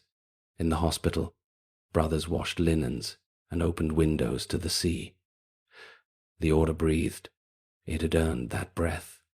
Reflection. There are victories that swell the heart, and there are victories that deepen it. Rhodes was the latter, a survival paid for daily, a triumph that taught the defenders how thin the line is between standing and falling. Perhaps this is the wisdom of walls. They teach us that endurance is not the absence of wounds, but the will to repair them before the mortar dries. After the thunder of cannons faded from the siege of 1,480, Rhodes settled into a strange rhythm of survival. The island stood intact, its walls scarred but unbroken, its knights weary but resolute. Yet for the Hospitallers, the struggle did not end with repelling the Ottoman storm. To endure on Rhodes meant more than sharpening swords and mending bastions. It meant learning to navigate the treacherous waters between East and West. For Rhodes was more than fortress and hospital. It was crossroads. Ships from Venice, Genoa, and Marseille crowded its harbors, bearing silks, spices, and silver. Ottoman merchants arrived too, under fragile truces, their holds heavy with grain, horses, and slaves. Pilgrims still landed, weary from their voyages, to kneel in the chapels of St. John. Corsairs lurked beyond the horizon, swooping like hawks upon careless prey. The Mediterranean, that restless stage of empires, gave Rhodes both prosperity and peril. The Hospitallers were no longer only defenders of pilgrims, they were rulers of a realm, lords of taxation, brokers of trade, captains of fleets. They issued charters to merchants, negotiated treaties with princes, and sent embassies to sultans. Their Grand Master presided not merely as abbot of a monastic order, but as sovereign of a small, embattled state. In every decision lay paradox. They prayed for peace, yet prepared for war. They swore to poverty, yet managed treasuries brimming with rents and tithes. They vowed obedience, yet wielded independence that rivaled kings. Relations with the Ottoman Empire became a dance of hostility and necessity. The Hospitallers raided Ottoman shipping, capturing galleys and taking captives, selling some into ransom while placing others in their hospitals. Yet, at the same time, truces were struck, tributes exchanged, and envoys received. It was a game of masks, pirates at sea, diplomats at table, monks in chapel. To their critics it was hypocrisy. To the Hospitallers it was survival. Europe, too, was both patron and burden. Kings showered them with gifts, but also demanded favors. Venice and Genoa sought alliance, but resented competition. Popes urged them to crusade, but rarely supplied sufficient funds or fleets. The Hospitallers walked a knife's edge between obligations, loyal to Christendom, yet too far from its heart to expect more than words. On Rhodes they learned that to hold an island against empire required not only stone and steel, but cunning, patience, and compromise. Within the walls, life continued with its paradoxical blend of austerity and ceremony. The brothers followed their rule, rising before dawn to chant the divine office, eating simple meals in refectories, tending to the sick in hospital wards. Yet processions through Rhodes streets glittered with armor and banners. Councils in the palace debated war and diplomacy. Banquets welcomed emissaries from across the sea. To walk through Rhodes was to walk through layers of identity. Monk, knight, ruler, pirate, healer, all wearing the same white cross upon black. The local population, Greeks and others who had long inhabited the island, lived under the Hospitallers' authority. Some resented their taxation and military demands, while others welcomed the stability their rule provided. Fields were tilled, markets flourished, and though the shadow of Ottoman conquest loomed, life endured beneath the shield of the order. Farmers brought olives and grain to the markets. Fishermen hauled nets into bustling harbors. Children played in alleys that wound between chapels and arsenals. The island, though scarred by war, breathed with a pulse that was more than survival. It was adaptation. The Hospitallers themselves adapted as well. On Rhodes they became increasingly seaborne, their galleys patrolling the Aegean and beyond. They hunted corsairs, captured slave ships, and at times acted little different from pirates themselves. The irony was not lost on observers. Monks who had once tended pilgrims now commanded fleets that chained captives to oars. Yet in their hospitals, those same brothers fed the poor and healed the sick, regardless of creed or nation. The contradiction was real, but it was lived without apology. They believed themselves instruments of divine will, their paradox sanctified by necessity. Grandmasters during this period often embodied the duality of their order. Some were austere monks, men of prayer and discipline. Others were worldly commanders, skilled in diplomacy and the arts of war. D'Aubusson, who had repelled the Ottoman siege, became a figure of legend across Europe, honored by kings and popes alike. Yet even his prestige could not erase the precariousness of Rhodes' position. Every year brought rumors of new Ottoman fleets, every decade fresh threats of siege. The island lived in tension, as if poised perpetually between survival and annihilation. The tension extended beyond politics into the soul of the order. Some brothers feared that wealth and sovereignty were corrupting their mission. They looked back wistfully to the days when the order had been defined by humble service in Jerusalem's hospitals, when their purpose had been clear and untainted. Others argued that power was itself a tool of service, that only through strength could they protect the weak and preserve the faith. These debates echoed through council chambers and chapels, unresolved, like a psalm that ends not in harmony, but in a question. And always the memory of Jerusalem haunted them. In their prayers, the city remained a lodestar, the lost heart of their vocation. Rhodes was fortress and refuge, but Jerusalem was dream and destiny. To heal the poor in Rhodes was noble. To regain Jerusalem would have been redemption. Yet as decades passed, the holy city remained beyond reach, its loss a wound that no amount of stone or sea could heal. Still, Rhodes was more than a consolation prize. It became a forge of identity, tempering the Hospitallers into something new. Not only knights of the land, but knights of the sea. Not only servants of hospitals, but rulers of a realm. Their paradox deepened, but so did their resilience.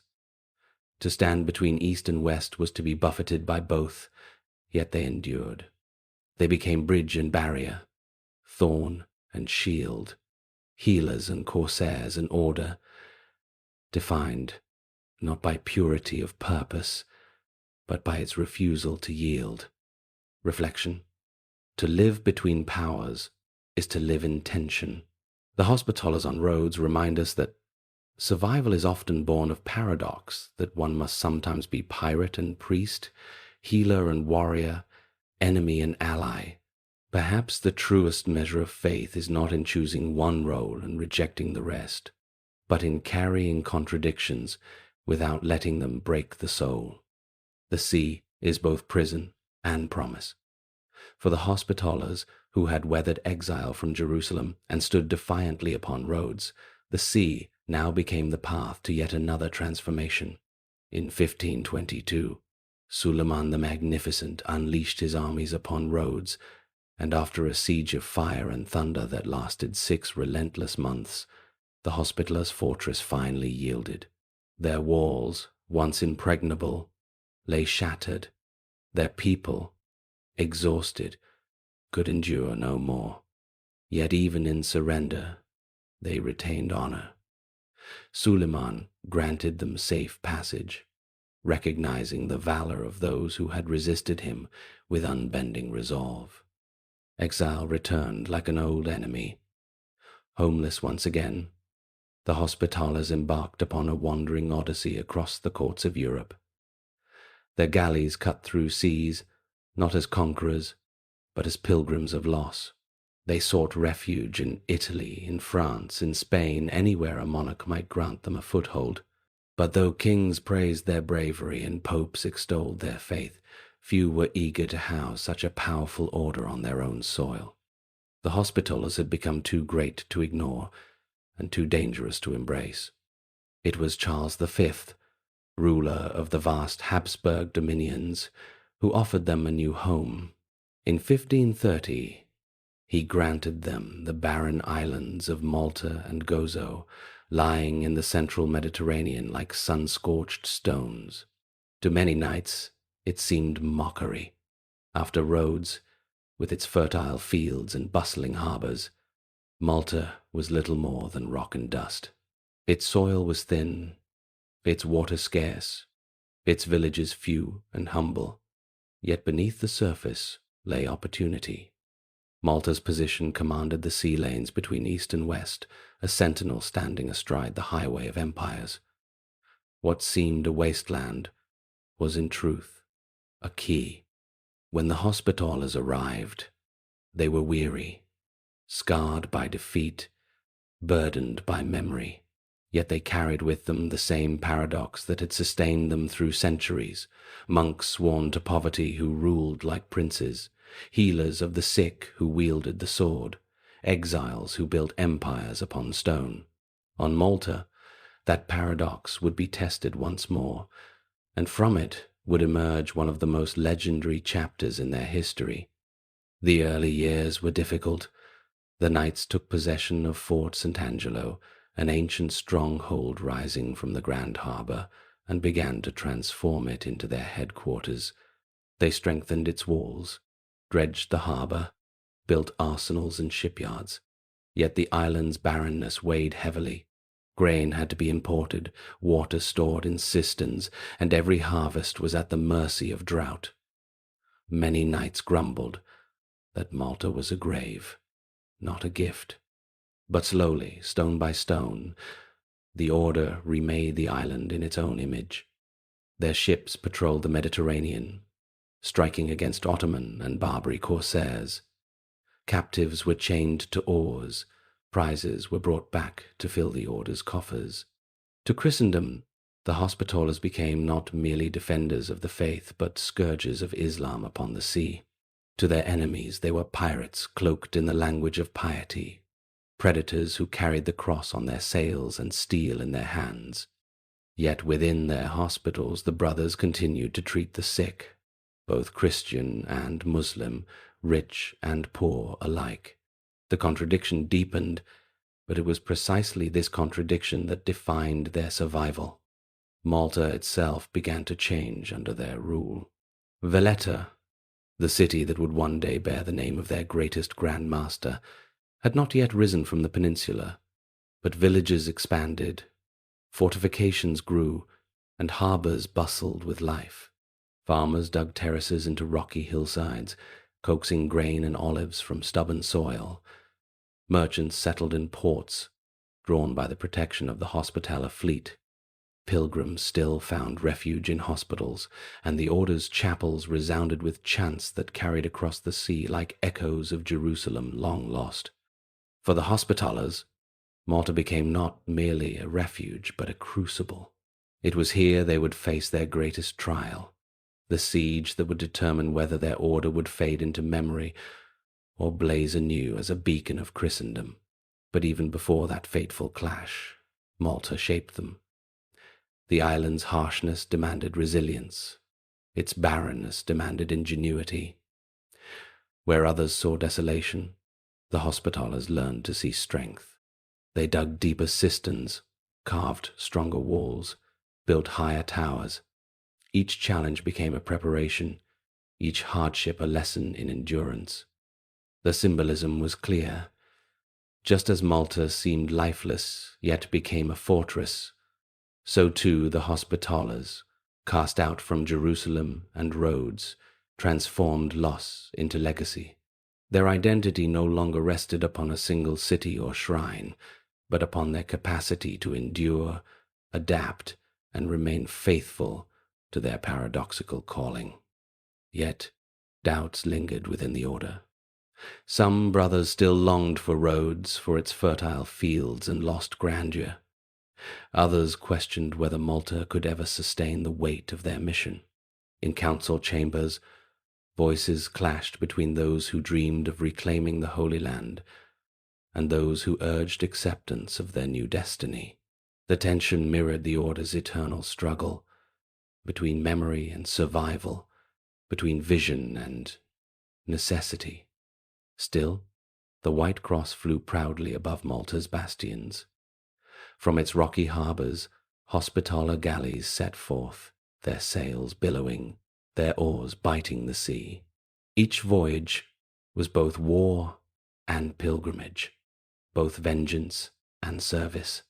They carried with them the legacy of Jerusalem, the scars of Rhodes, and the hope that Malta might yet become more than exile, that it might become destiny. Reflection: what is exile, if not the chance to begin again? The Hospitallers remind us that even the barren can bear fruit, even the forsaken can become foundation. Malta seemed a rock without promise, yet in its dust lay the seed of legend. Perhaps the true gift of exile is not what is lost, but what it teaches us to create anew. The sea that lapped against Malta's rocky shores often seemed deceptively calm, a blue mirror stretched beneath a blazing sun. Yet, beneath its horizon, storms gathered storms, not of weather, but of empire. The Hospitallers had turned Malta into their bastion, carving fortresses from stone and harbours from salt water, but their very survival made them inevitable targets. The Ottomans, who had driven them from Rhodes, had not forgotten the insult of their escape, nor the continuing sting of their corsair raids. By the mid-16th century, the wheel of fate was turning inexorably toward Malta. The Grand Master in these years was Jean Parisot de la Valette, a man seasoned by decades of struggle. Stern, disciplined, and deeply pious, La Valette embodied the paradox of the order, austere monk and iron soldier in one. His eyes, dark with intensity, seemed always fixed on horizons others could not see. He had fought at sea against the Ottomans, commanded galleys in desperate battles, and knew that Malta's rocky bastions would soon be tested as never before. To his brothers he preached vigilance. To his enemies he radiated defiance. The world beyond Malta was shifting dangerously. Suleiman the Magnificent still reigned in Constantinople, master of an empire whose reach extended across 3 continents. His fleets dominated the eastern Mediterranean, his armies had pressed into Hungary, and even Vienna had trembled under his banners. For such a ruler, the Hospitallers' presence on Malta was intolerable. They were more than a nuisance, they were a symbolic challenge, a stubborn remnant of crusading zeal planted like a thorn in the Ottoman flank. Meanwhile, the Hospitallers had sharpened their identity as warriors of the sea. From Malta's harbours, their galleys launched raids against Ottoman shipping, seizing cargoes, enslaving sailors, and striking fear into merchants from Alexandria to Constantinople. Each prize filled the order's coffers and fueled its reputation. But each act of piracy also deepened Ottoman resolve to extinguish them once and for all. The cycle of raid and reprisal turned like a wheel grinding steadily toward confrontation. La Valette understood that Malta could not rely on aid from Europe. The kings of Christendom were divided by politics, distracted by wars of religion and ambition. Spain, France, the Holy Roman Empire, all had their own rivalries. Though Malta was praised as a bastion of the faith, in practice the Hospitallers stood largely alone. They could expect some reinforcements, but in the end, their survival would depend upon their own resolve, their walls, and their God. Preparation became obsession. Under La Valette's command, fortifications were strengthened. The great harbours of Malta, Marsamxett, and the Grand Harbour were ringed with bastions and towers. Fort St. Elmo, perched on a rocky peninsula, was reinforced with ditches, ramparts, and artillery placements. Fort St. Angelo, the heart of their power, loomed above the water like a granite sentinel. Valletta, the city that would one day bear the Grand Master's name, was still in embryo, but its foundations were laid in stone and blood. The Hospitallers trained relentlessly. Knights drilled with sword and pike, musketeers practiced volleys, gunners tested their cannons until the island echoed with thunder. At sea, galleys patrolled, their oars slicing the water in grim rhythm. Hospitals, too, were readied not for pilgrims, but for the wounded who would soon fill their wards. In chapels, the brothers knelt in prayer, their voices rising with chants that mingled plea and defiance. Every act, from quarrying stone to whispering psalms, became part of a single preparation to face the storm that all knew was coming. The local Maltese people shared in this preparation, for the siege to come would not spare them. Farmers, fishermen, craftsmen, men and women alike were drawn into the work of fortification. Carts hauled stone, blacksmiths forged weapons, women carried water and provisions. The island became a community braced for trial, united by necessity and fear. The Hospitallers, once foreign rulers, now stood as guardians whose fate was inseparable from the people they governed. Rumors preceded the storm. Messengers brought word of Ottoman fleets assembling, of janissaries mustering in Constantinople, of artillery dragged toward the docks. Each rumor carried both dread and resolve. La Valette moved calmly among his men, his presence a steadying force. "We fight not for ourselves," he's remembered to have said, "but for Christendom. This rock is the frontier of faith. If it falls, the sea will carry the crescent westward. Whether every word is true matters little. The sentiment carried weight enough to steel men's hearts." By 1565, the storm had gathered into a hurricane. Reports confirmed that Suleiman had ordered an expedition against Malta of unprecedented scale.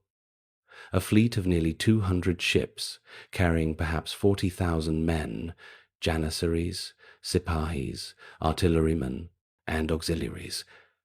Against them, La Valette could muster fewer than 10,000 souls, including knights, soldiers, Maltese militia, and civilian volunteers. The disparity was vast, the outcome uncertain. Yet within the order, there was no thought of flight. Too much had been lost already. Jerusalem, Acre, Rhodes. Malta could not be surrendered.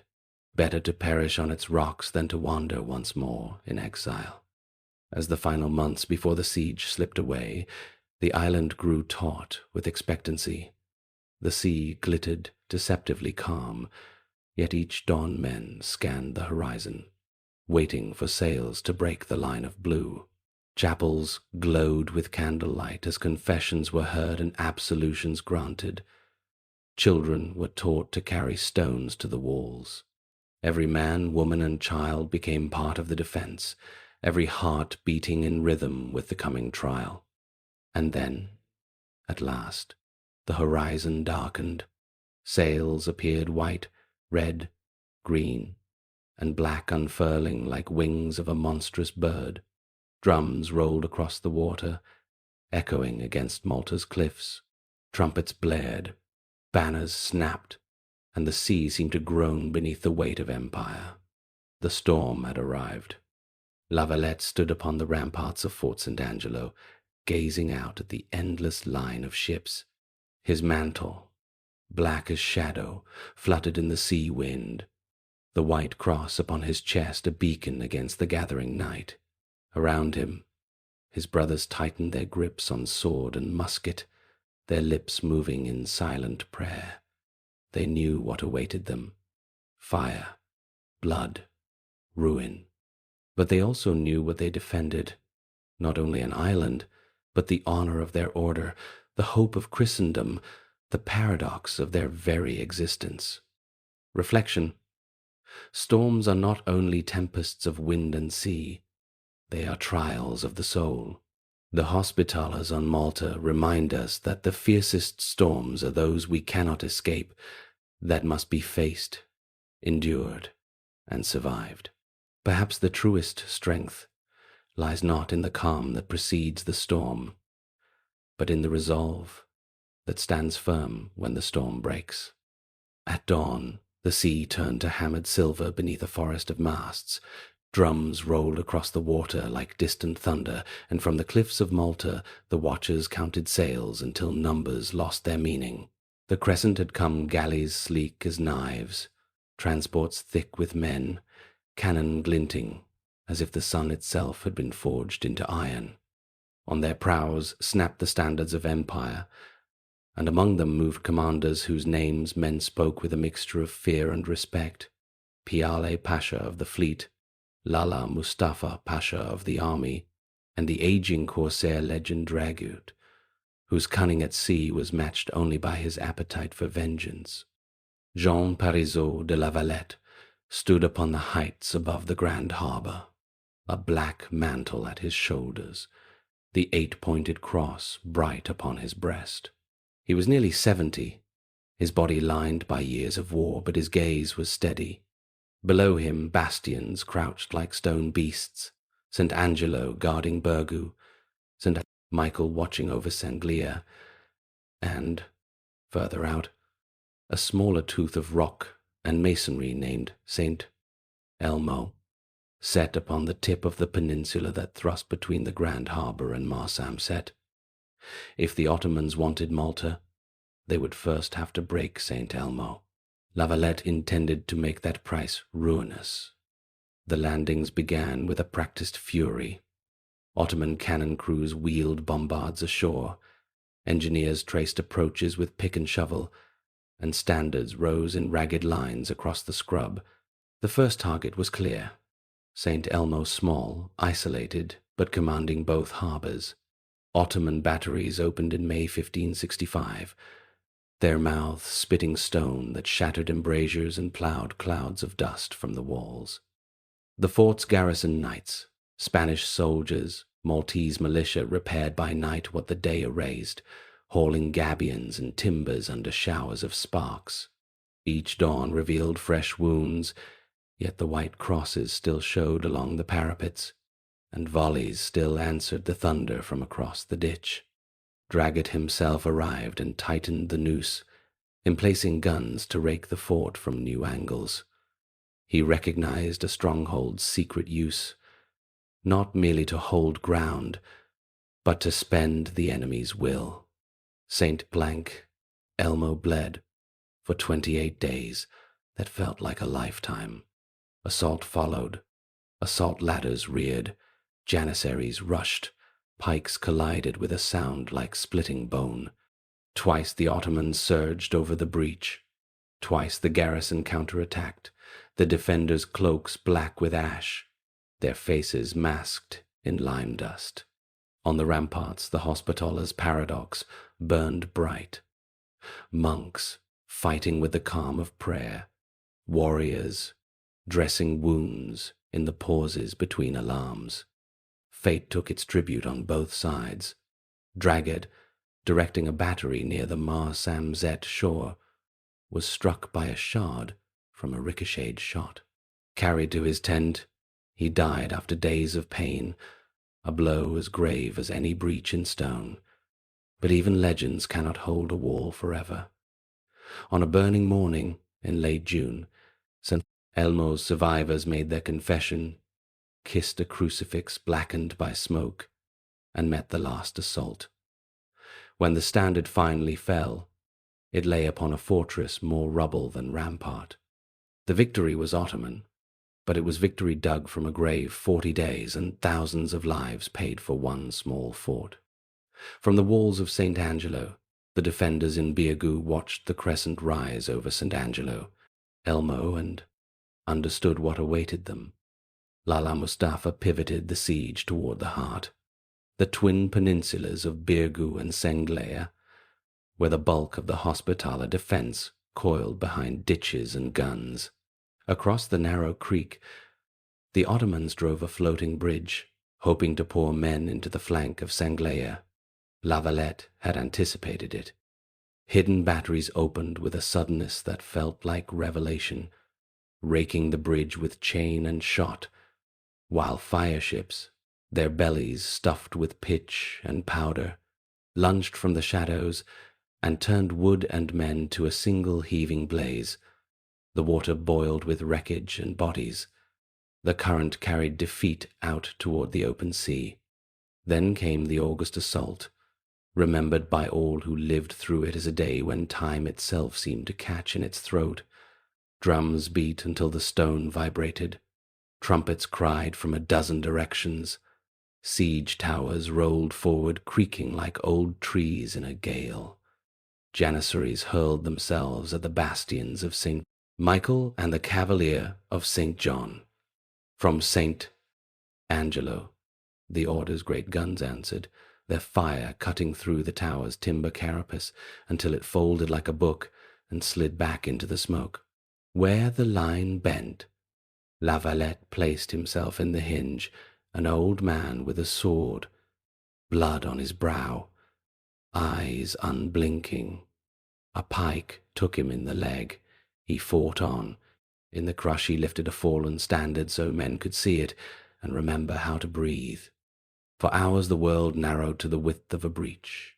Gunpowder turned the air to bitter darkness. The sun became a rumor.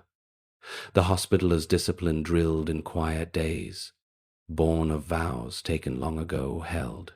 Shot for shot, step for step, they gave ground only to take it back dearer. Surgeons in the cellars worked with sleeves rolled, knives flashing.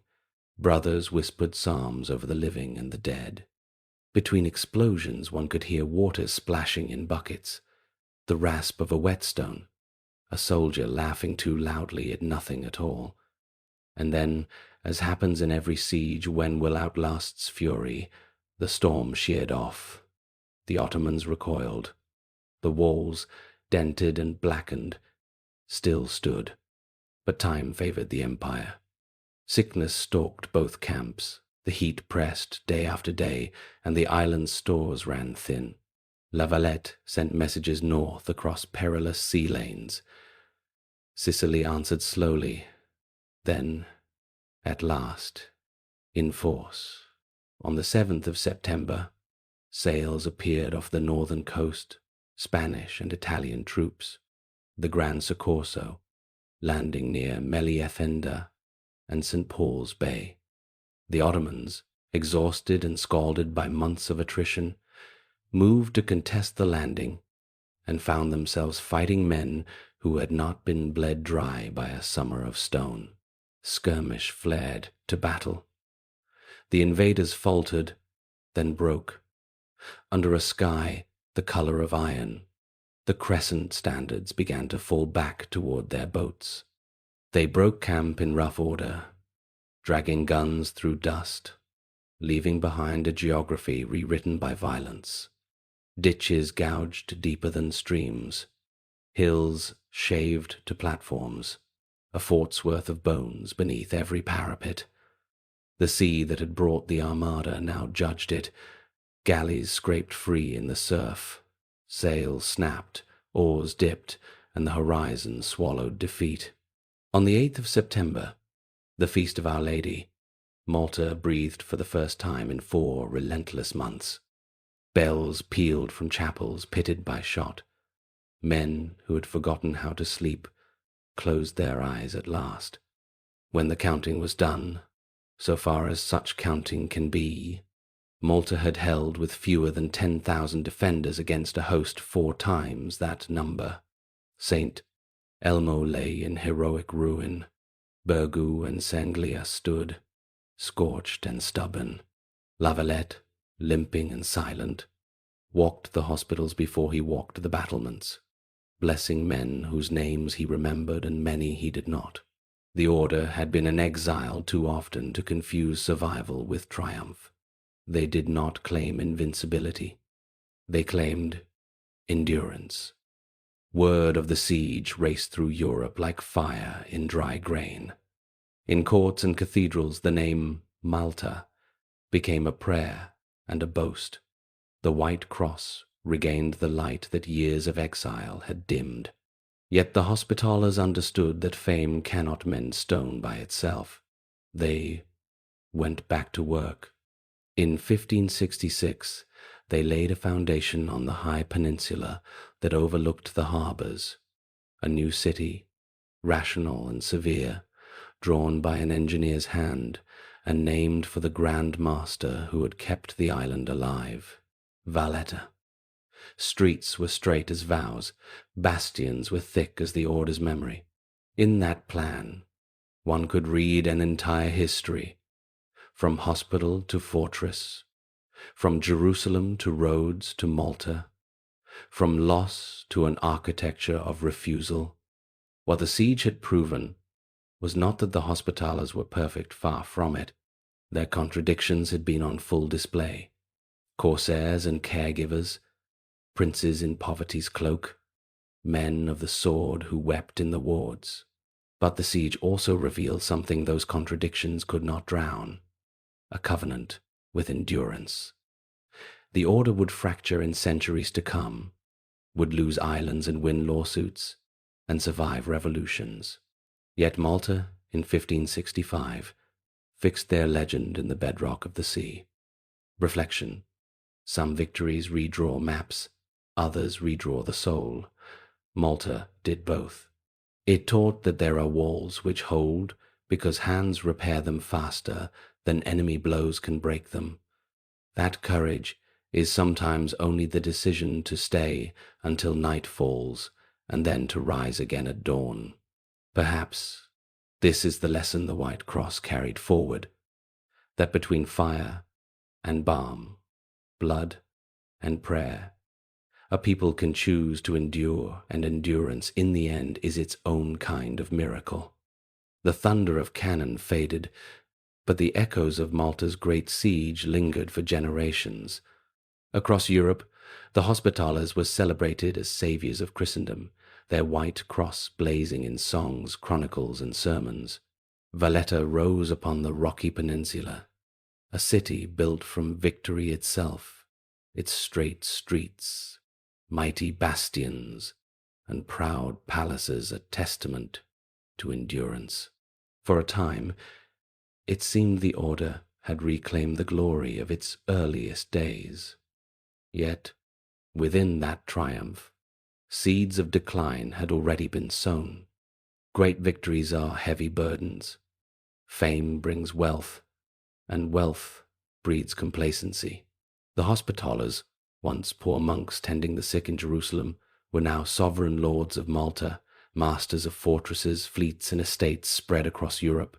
Donations poured in. Princes sought favor. Noble families pressed their sons into the order, drawn not by vows of humility, but by the prestige of the White Cross. The spirit of service did not vanish, but it was increasingly weighed down by ceremony, protocol, and worldly ambition.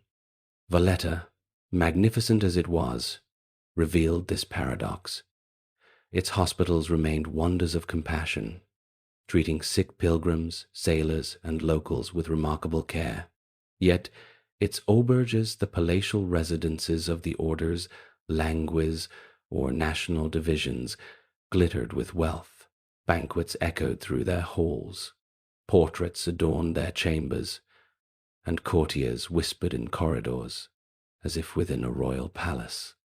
The knights who once slept on straw mats in Jerusalem now reclined upon carved beds in stone mansions, their black mantles still draped across shoulders, but their lives softened by privilege. The order still fought at sea, its galleys patrolling the Mediterranean, clashing with Barbary corsairs and Ottoman fleets.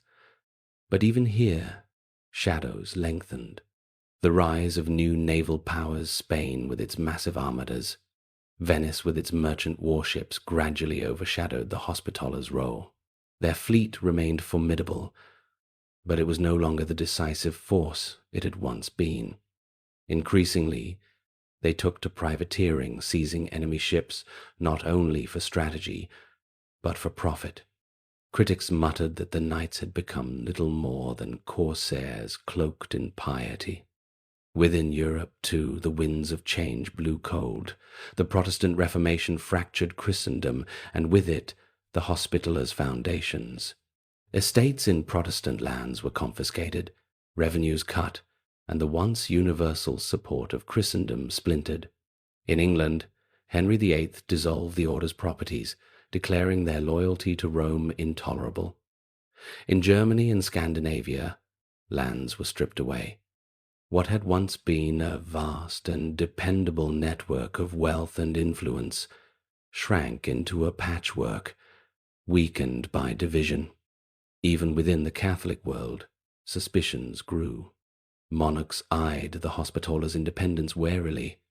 Though loyal in word to the Pope, the order functioned as a sovereign power, owing no fealty to kings.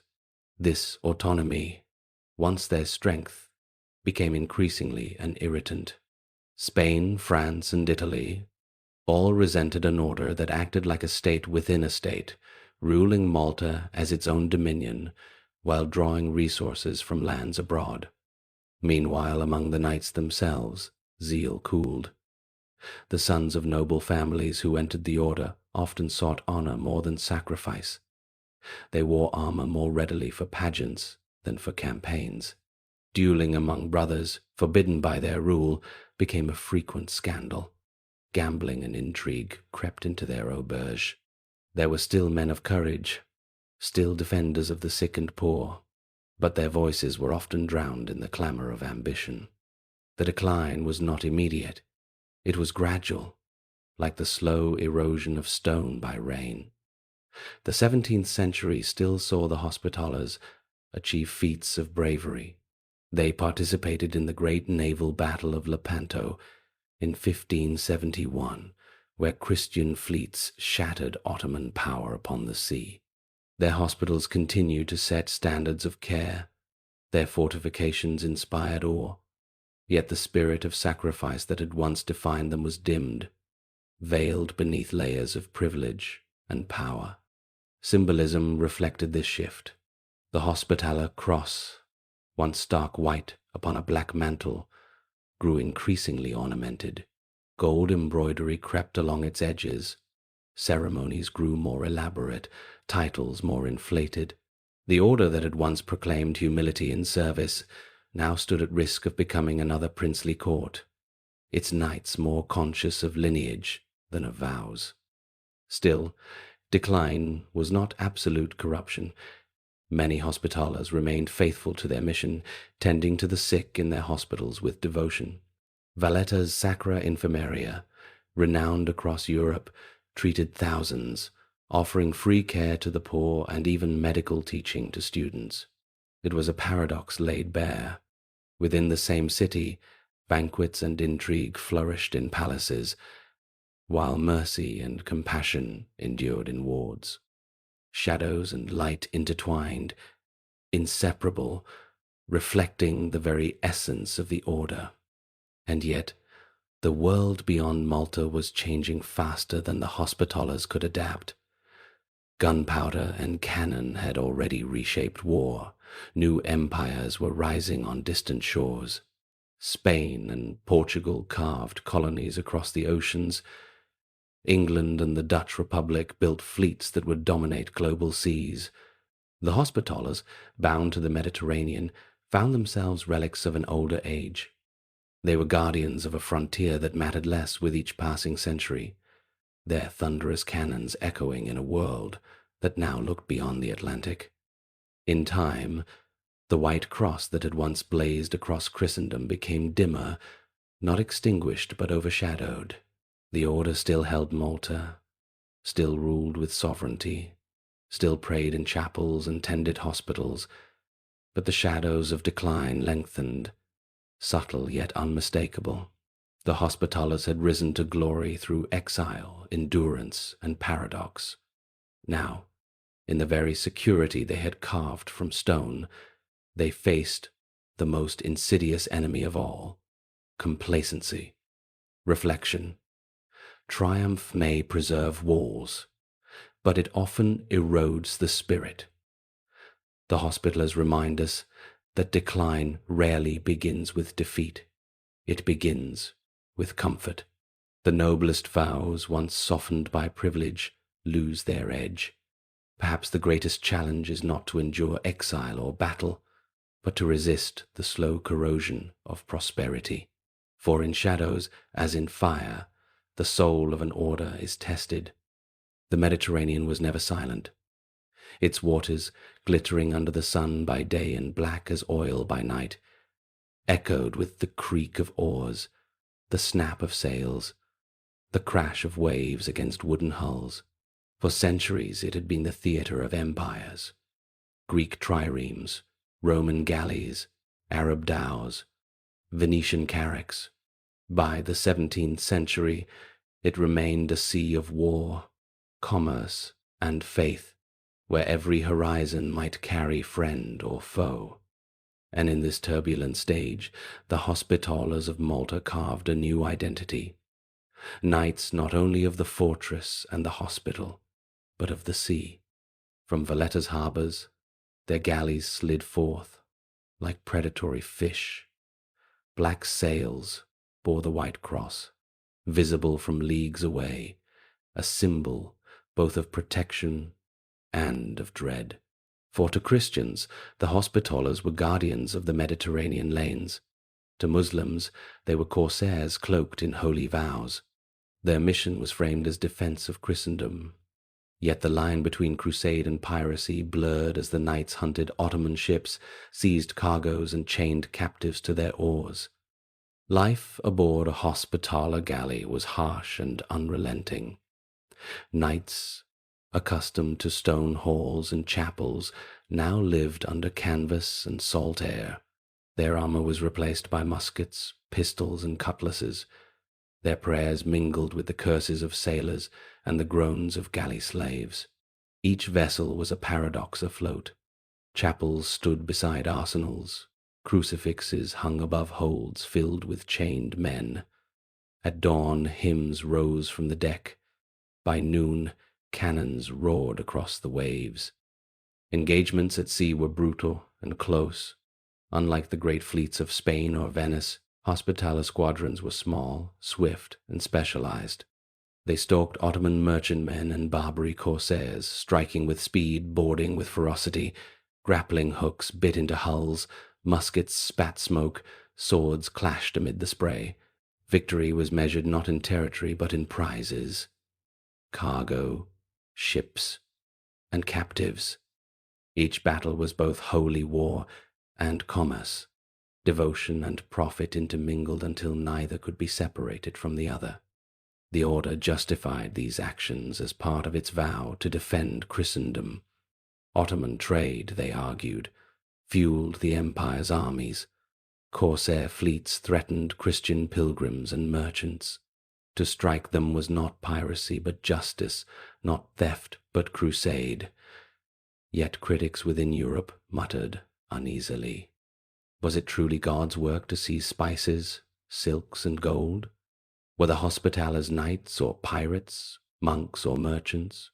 The white cross on their sails became both shield and accusation, a sign of sanctity to some, of hypocrisy to others. Captives were the most visible fruit of these raids. Muslim sailors and soldiers chained at oars drove Hospitaller galleys across the sea. In Valletta, markets displayed the human spoils of war. Men, women, and children taken in raids, offered for ransom or servitude. Yet within the same city, Hospitaller hospitals cared for the poor, treating sick Christians and Muslims alike. It was the order's paradox distilled. Compassion and cruelty, mercy and bondage, side by side under the same cross. For the Maltese people, the Hospitallers' naval campaigns were both protection and burden. The knights brought wealth and prestige, filling markets with goods seized from Ottoman ships. But they also drew vengeance. Ottoman and Barbary fleets struck back, raiding villages, enslaving islanders, and burning fields. The sea that brought opportunity also brought terror, and the people of Malta lived always in the shadow of reprisals. Despite these contradictions, the Hospitallers' naval might become legendary.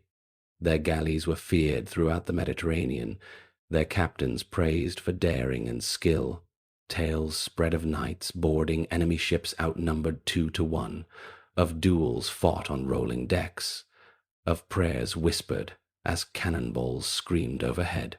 In Europe, such stories fed the order's reputation as a bulwark of the faith, even as they masked the grimmer realities of privateering. The 17th century saw the order adapt to new technologies as well. Galleys, once dominant, began to give way to sailing warships armed with broadside cannon. The Hospitallers added such vessels to their fleet, though their resources could never match the great powers of Spain, France, or England. Still, their ships prowled the sea, keeping alive the memory of Crusade in an age when most of Europe had moved on to other wars. Yet glory at sea came at a cost. The order poured wealth into fleets, draining resources from hospitals and fortresses. Rival European powers, increasingly focused on colonies in the New World and Asia, viewed the Hospitallers' Mediterranean campaigns as relics of a bygone era. To some, the knights were heroes. To others, they were anachronisms, clinging to holy war while the world pursued profit and empire on distant shores. And within the order itself, the strain of paradox deepened. Younger knights, drawn by dreams of adventure, often sought personal glory rather than humble service. Sea duels became stages for vanity as much as sacrifice. Some brothers pursued wealth through the spoils of piracy, their vows of poverty compromised by the glitter of gold. Others still held true to the order's founding spirit, tending to the sick in Valletta's Sacra Infermaria, reminding their brothers that without mercy, the White Cross was nothing more than cloth. The Hospitallers at sea embodied both the resilience and the decline of the order. They kept alive the spirit of defiance against the Ottoman Empire, their galleys striking where they could, their fortresses standing firm, yet in their very success lay danger, their reliance on piracy, their entanglement in slavery, their drift from the humble mission of Jerusalem's hospitals. They were knights still, but their knighthood had become tangled in ropes and sails, in profit and paradox. Reflection. The sea reveals all truths. It shows the courage of men who face storms and battle, but it also shows the hunger for power, the temptation of gain. The Hospitallers at sea remind us that every voyage carries both danger and desire, and that even holy vows may be tested by the glitter of spoils. Perhaps the truest voyage is not across the water at all, but across the soul, charting the distance between what we profess and what we practice. At first the tremor was only a rumor, a monk with a hammer in a distant town, a handful of theses tacked to a church door, but rumor passed into wind, and wind into storm. Across Europe, candles guttered in chancels as sermons grew sharp, princes weighed souls against taxes, cities chose creeds as if choosing banners in a civil war of heaven, the old dream of a single Christendom.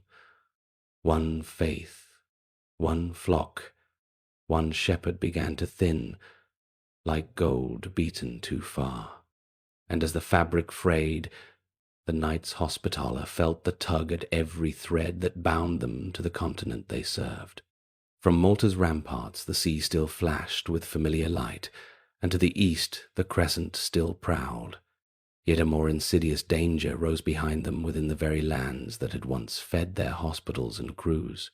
In England, the White Cross of St. John had long flown above the priory at Clerkenwell, its rents sending grain and silver to the order's ships and infirmaries. Then came royal supremacy, dissolutions, commissioners with ledgers and seals. In 1540 the English lang was suppressed, its halls emptied, its estates scattered. A breath of reprieve under Queen Mary flickered, then died with Elizabeth's accession. In Germany and the northern kingdoms, the story repeated in variations. Properties seized, priories closed, revenues diverted toward princes, who now called Rome a distant city, and old vows a foreign tongue. Not all severed ties cut cleanly. In the Mark of Brandenburg the bailiwick did not vanish, it turned. Nobles who had sworn to St. John kept the rule in altered form, their chapels preaching in the new confession, their banners retaining the cross while their allegiance left Rome. Thus, a Protestant brotherhood, the Johanniter took shape beside the Catholic line of Malta, a mirror that both acknowledged ancestry and announced separation. No writ from the Grand Master could command it, no anathema could unmake it. Europe had entered an age where orders, like nations, would be doubled by fracture. The loss of estates weakened purse and sinew alike. A peasant in Kent no longer tithed the oar-beat of a Maltese galley. A mill in Saxony no longer ground bread for Valletta's wards. Where once the order's network stretched like roots beneath all Christendom, gaps appeared, then hollows. Grand masters tightened accounts, curtailed stipends, and begged favors at courts now ambivalent to crusade. Spain still honored them, as did many Italian princes. France wavered amid its own wars of religion, then resumed its ambiguous embrace friendly at court, calculating at sea. The order's sovereignty, once a shield, now looked to monarchs like an independent blade. If Europe's coffers cooled, its pulpits burned. New voices filled the air.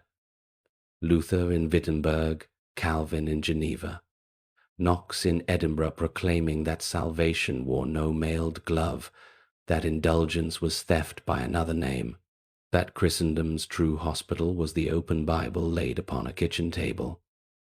Old voices answered in council. At Trent, bishops and theologians tightened doctrine and reformed discipline, and the papacy sent fresh companies into the field of souls. Jesuits with keen minds and quieter armor, Capuchins with bare feet and burning zeal. The Hospitallers, forged for deserts and sieges, found their work compared against schools and missions. What was a fortress to a classroom? A galley to a confession? The order had hospitals that could shame many cities in mercy and cleanliness, yet the imagination of the age tilted toward argument, catechism, and catechists. Malta felt this inward weather. Processions still wound through Valletta's rectilinear streets. Bells still tolled the canonical hours. But within the auberge, debate grew as insistent as tide. Some knights, sons of Spain, of Naples, of Provence, pressed for stricter observance, fewer banquets, deeper fasts, a return to the inner poverty that had sanctified their first hospital by the Holy Sepulchre. Others, fashioned by courts, loved dignity as proof of legitimacy, silks on feast days, tournaments on anniversaries, embassies staged with careful magnificence to coax a reluctant Europe into remembering the altar of St. John. Reform nipped at ceremony. Ceremony defended tradition.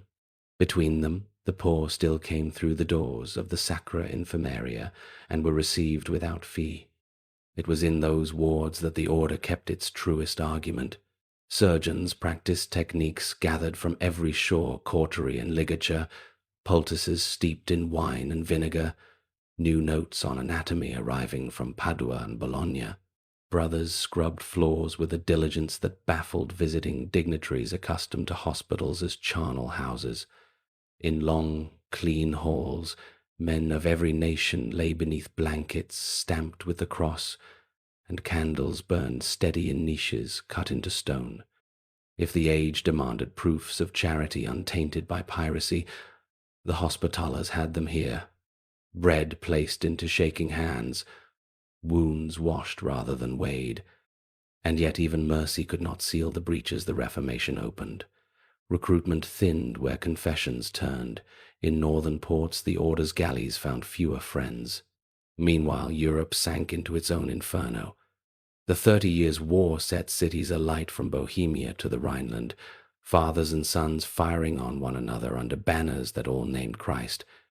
In such years, who had coin or ships to spare for the long salt war in which Malta was a lone bastion? Princes sent letters drenched in praise and sealed with little else. The Grand Master mastered a new art: how to bless allies who arrived late and forgive those who never came. Still the Ottomans watched, probed, and reckoned. The empire's tide rose and fell. Lepanto checked it, treaties diverted it, new wars elsewhere thinned it, but it did not forget the rock astride the lanes to Sicily. The order kept drilling. Masons kept thickening bastions, foundries poured shot. Yet the attention of the West drifted like a compass needle tugged by fresh iron. The Americas sucked away ships and dreams. India and the Spice Islands glittered in maps. Sugar, tobacco, and silver gilded new empires. The old crusading frontier narrowed to a provincial margin. Even pious men spoke of interests where their grandsires had spoken of holy causes. Some grand masters answered the century with stone. Wignacourt raised aqueducts that marched across valleys, and brought sweet water into Valletta's fountains. Batteries and ravelins were refined into geometry so precise that mathematicians admired them as much as soldiers. Others answered with patronage. Painters were welcomed. One, violent and brilliant, left on a chapel wall an image so stark that every visitor stopped as if struck. The execution of the order's namesake, John, captured in a red so dark it seemed to drink light. The island, so often crowned with smoke, crowned itself as well with art. Yet beneath craft and colour, the struggle of spirit persisted. Younger knights arrived with blood quickened by tales of Malta 1565, only to find that their fiercest battles were against accountants, auditors, and the sluggish pull of respectability. Older knights, who had watched brothers die on St. Elmo's rubble, warned that an order dies not when its enemies surround its walls, but when comfort clogs its arteries. Chapters convened to reaffirm the rule. Poverty in intent if not in ornament. Obedience to the master and to Rome. The hospital as heart of the house. Some listened and changed. Some nodded and dressed for supper. The island's people, pragmatic as fishermen must be, lived the order's paradox with fewer speeches. They traded under its protection, paid its taxes, endured its courts, and in time of plague or wound, sought its wards without regard for theology. When a galley limped into harbour with fever aboard, the lazaretto drew the infected to quarantine. When a child fell sick, a brother with clean hands lifted her to a bed and cooled her brow. On feast days they watched knights process in silk and steel. On work days they hauled stone to the next bastion. In their memory, Malta was less a symbol than a neighbour, its contradictions merely the weather of a hard but ordered life. By century's end, the White Cross still caught dawn over the harbour. Cannon still peered from angles calculated to rake any beach. The order remained sovereign, respected, and necessary, even as the currents that once carried it now ran shallow. At table and in chapel the phrase Respublica Christiana sounded more like a prayer than a map. Europe had learned to say Catholic and Protestant with a finality that left little room for an old crusade ship to tack. The hospitallers stood, as ever, between tides east and west, sword and salve, memory and the next morning's labour. They had survived greater tempests, yet the storm within this slow succession of hearts and rents could not be met with cannon shot. It asked a different courage, to hold a mission when the world that once believed in it believes in other things, to prove, in hospitals and honest governance, that a vow still binds even when banners multiply. In that fidelity, quiet and untheatrical, the order found the one resource the century could not confiscate: reflection. Faith divides, and faith binds. The Hospitallers lived in the crack between those truths richer in contradiction than in coin, poorer in allies than in enemies, yet still setting bread before the sick. Perhaps every age asks the same thing of its orders and of its souls. When the world changes its prayers, can you keep yours and keep them from hardening into pride? The streets of Paris in 1789 trembled not with the tramp of crusading knights, but with the thunder of citizens tearing down the old order brick by brick. Where once church bells had called to prayer, now cannon boomed against the Bastille. Banners no longer bore the cross of Christendom, but the tricolour of liberty, equality, fraternity. And as France erupted in fury, the shock waves reached Malta like distant earthquakes, toppling more than stone walls. For the Knights Hospitaller, it was the beginning of a ruin more sudden and devastating than Ottoman cannons could ever achieve. For centuries, France had been the order's richest vein. French languors filled the auberges in Valletta, sent ships to the fleet, and above all poured estates and revenues into the coffers that sustained hospitals and galleys. But revolution has no patience with old vows. The National Assembly, hungry for coin and suspicious of superstitious corporations, targeted the order as it did the monasteries. By decree, French properties of the Hospitallers were confiscated, their revenues absorbed into the new state. The auberge of France in Valletta, once alive with feasts and councils, echoed with the silence of debts unpaid, and brothers recalled home. A pillar that had carried centuries of struggle, cracked in a single season. The blow was not merely economic. France had given the order its very marrow, its language of command, its customs of chivalry, its proudest captains. Without French knights, the very balance of Malta's governance tilted. Tensions grew among the remaining langues. Italians, Spaniards, Germans, all loyal, but each mindful of the loss and of the vacuum it left. When the revolution claimed the heads of kings and priests, it symbolically severed too the head of the Hospitaller's body in Europe. The order's sovereignty, once affirmed by papal bulls and royal charters, now stood naked before a new creed that mocked such titles as relics of tyranny. Meanwhile, across the Mediterranean, the Ottomans watched with patient interest, sensing that Europe's house was burning from within. But an even greater storm was gathering, a storm born not in Constantinople but in Corsica. Napoleon Bonaparte, soldier of the Revolution, strategist of genius and appetite, turned his gaze upon the sea. He saw Malta not as a fortress of charity, nor as a relic of Crusades, but as a keystone of empire.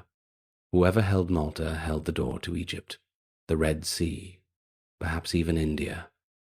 For a man who dreamed of reshaping the globe, the cross of St. John was an obstacle, not an inspiration. Yet before Napoleon's sails appeared, the Hospitallers already reeled. The loss of French revenues left their finances threadbare. Galleys, once sleek and dreaded, now aged without proper refit. Their oarsmen muttered against dwindling rations. The famed hospitals, though still marvels of cleanliness, struggled to stock medicine and cloth. Valletta's proud walls remained formidable, but walls cannot fire cannon without powder, nor hold enemies at bay without loyal hands to man them. Grandmasters begged aid from Catholic courts that themselves were tottering. Spain hesitated.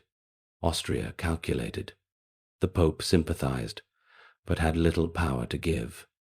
Inside Valletta's council halls, despair mingled with stubborn pride. Older knights spoke with haunted voices of 1,565, of the miracle that saved Malta, when all odds seemed lost. But the younger generation, raised amid Enlightenment skepticism and revolutionary fervor, doubted that miracles could be counted twice. Some whispered of reform, even of surrendering parts of their sovereignty to survive. Others clung fiercely to the old oath, to live and die as defenders of the faith, come what may. The crack between those visions widened daily, as surely as the revolution widened Europe's divisions. And then, in 1798, the horizon darkened with sails. Napoleon's armada, en route to Egypt, appeared like a thundercloud. The Frenchman knew his target. His orders were clear. Secure Malta. Within days, negotiations began under duress. The order, bound by its ancient rule, hesitated to fire upon fellow Christians, even revolutionary ones. The garrison, outnumbered and starved of supplies, could not promise a siege to rival 1,565. Treachery, resignation, and exhaustion converged. On the 12th of June, 1,798, after token resistance, the White Cross lowered from Valletta's bastions. After more than 2 centuries, the Knights Hospitaller lost their island without the climactic blaze of martyrdom, lost not to Ottoman fury, but to French calculation. There was a fall heavy with irony. They had withstood the greatest empire of the East, only to be undone by the tides of the West. Malta, so long the symbol of steadfast defiance, fell in days to an army less interested in faith than in logistics. Napoleon used Valletta as a stepping stone to Egypt. The order, stripped of its home, drifted like a ship cut from anchor. Some knights scattered across Europe, seeking refuge in their homelands. Others followed the Grand Master into exile. The question was no longer how to defend Malta, but whether the order itself could survive at all. The loss reverberated beyond military defeat. It was spiritual humiliation. For centuries, the Hospitallers had claimed that Providence marked their destiny, that their survival at Rhodes and Malta proved divine sanction.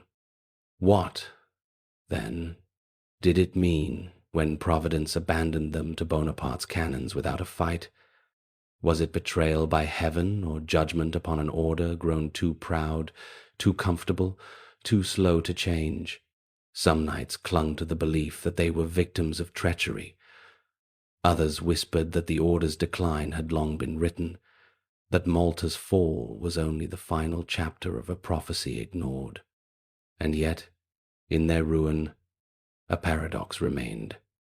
Even as the fortress crumbled into French hands, the spirit of the order refused to vanish. Knights carried with them relics, traditions, vows whispered in exile. Some found service in Russia, where Tsar Paul, eccentric, mystical, hungry for chivalric trappings, briefly styled himself Grand Master, wrapping the order's cross in the folds of imperial ambition. Others plotted in Rome, in Naples, in scattered priories, clinging to the hope that Malta might one day be restored. Like embers beneath ash, the Hospitaller spirit glowed faintly, waiting for breath. For the Maltese people, the fall was a mixed fate. Some welcomed French promises of reform, liberty, the end of feudal taxes. Others mourned the loss of the order's hospitals and feared the weight of a new conqueror's hand. Soon disillusionment grew, for French rule brought plunder of church treasures and harsh requisitions. The Maltese, who had once fought beside knights against the Turk, now rose in rebellion against the tricolour. History's irony deepened. The islanders, abandoned by their former guardians, turned to Britain for rescue, and Britain, eyeing Malta's strategic harbour, did not hesitate. Thus, as the 18th century died, the Hospitallers stood dispossessed, their sovereignty usurped, their mission questioned. Valletta, their jewel, passed into the hands of empires that measured power in coalitions and fleets rather than vows and relics. The age of crusade had long ended. The age of nations and revolutions had begun. The order, once straddling both worlds, found itself stranded between them. And yet what is ruin but another form of trial? Fire consumes, but it also purifies. In exile, the Hospitallers were forced to ask themselves what they truly were. Were they landlords and princes, clinging to revenues and ceremonies? Or were they still brothers of the hospital, bound to serve the sick and poor wherever fate cast them? The revolution had taken their fortress. Perhaps destiny demanded that they return, not to walls of stone, but to the simplicity of their first vow. Reflection. The French Revolution shattered more than thrones. It shattered illusions. For the Knights Hospitaller, its thunder stripped away fortresses, revenues, and pride, leaving only the question that had haunted them since Jerusalem. What is the essence of service? And can it outlive the empires that shelter it? The Mediterranean, once a theatre where the Red Cross of St. John commanded respect, now held only memories of vanished banners. Valletta, their fortress of stone and prayer, belonged to the British. Napoleon had taken their island in a sweep of ambition, and though the Maltese had rebelled and the French had departed, The knights did not return. Instead, they wandered, exiles of history, searching for a home that seemed always one horizon further away. For the Hospitallers, the late 18th and early 19th centuries were a crucible. They had lost Malta, their fleets, their income, their anchor, yet in that loss, a paradoxical survival took root. No longer could they pretend to be a sovereign power, a prince among states. Instead, stripped of their fortress, they faced the mirror of their own origins, a brotherhood founded not for war, but for service. The Grand Master, Ferdinand von Hompesch, who had surrendered Malta to Napoleon, soon resigned under a cloud of dishonor. The order splintered, seeking legitimacy in a world transformed by revolutions and empires. Some knights rallied around Tsar Paul I of Russia, who, enamored by chivalric ideals and eager to cloak himself in sacred authority, declared himself the order's protector and even its Grand Master. In St. Petersburg, the cross of St. John was stitched upon Russian standards, and Orthodox and Catholic knights met under one banner. It was a strange experiment, an echo of the universal brotherhood the order had once imagined, but fragile, dependent on the whims of a mercurial czar. Elsewhere, displaced knights gathered in Rome, Naples, Vienna. They negotiated with popes, pleaded with princes, and dreamed of restoring Malta. But the age of empire had changed. Britain, having expelled the French from Malta, had no intention of surrendering its prize. To London, Valletta was not a relic of Crusades, but a keystone of naval strategy, guarding the route to India. The Hospitallers' pleas fell on deaf ears. History had shifted its axis, and the knights were no longer the custodians of destiny.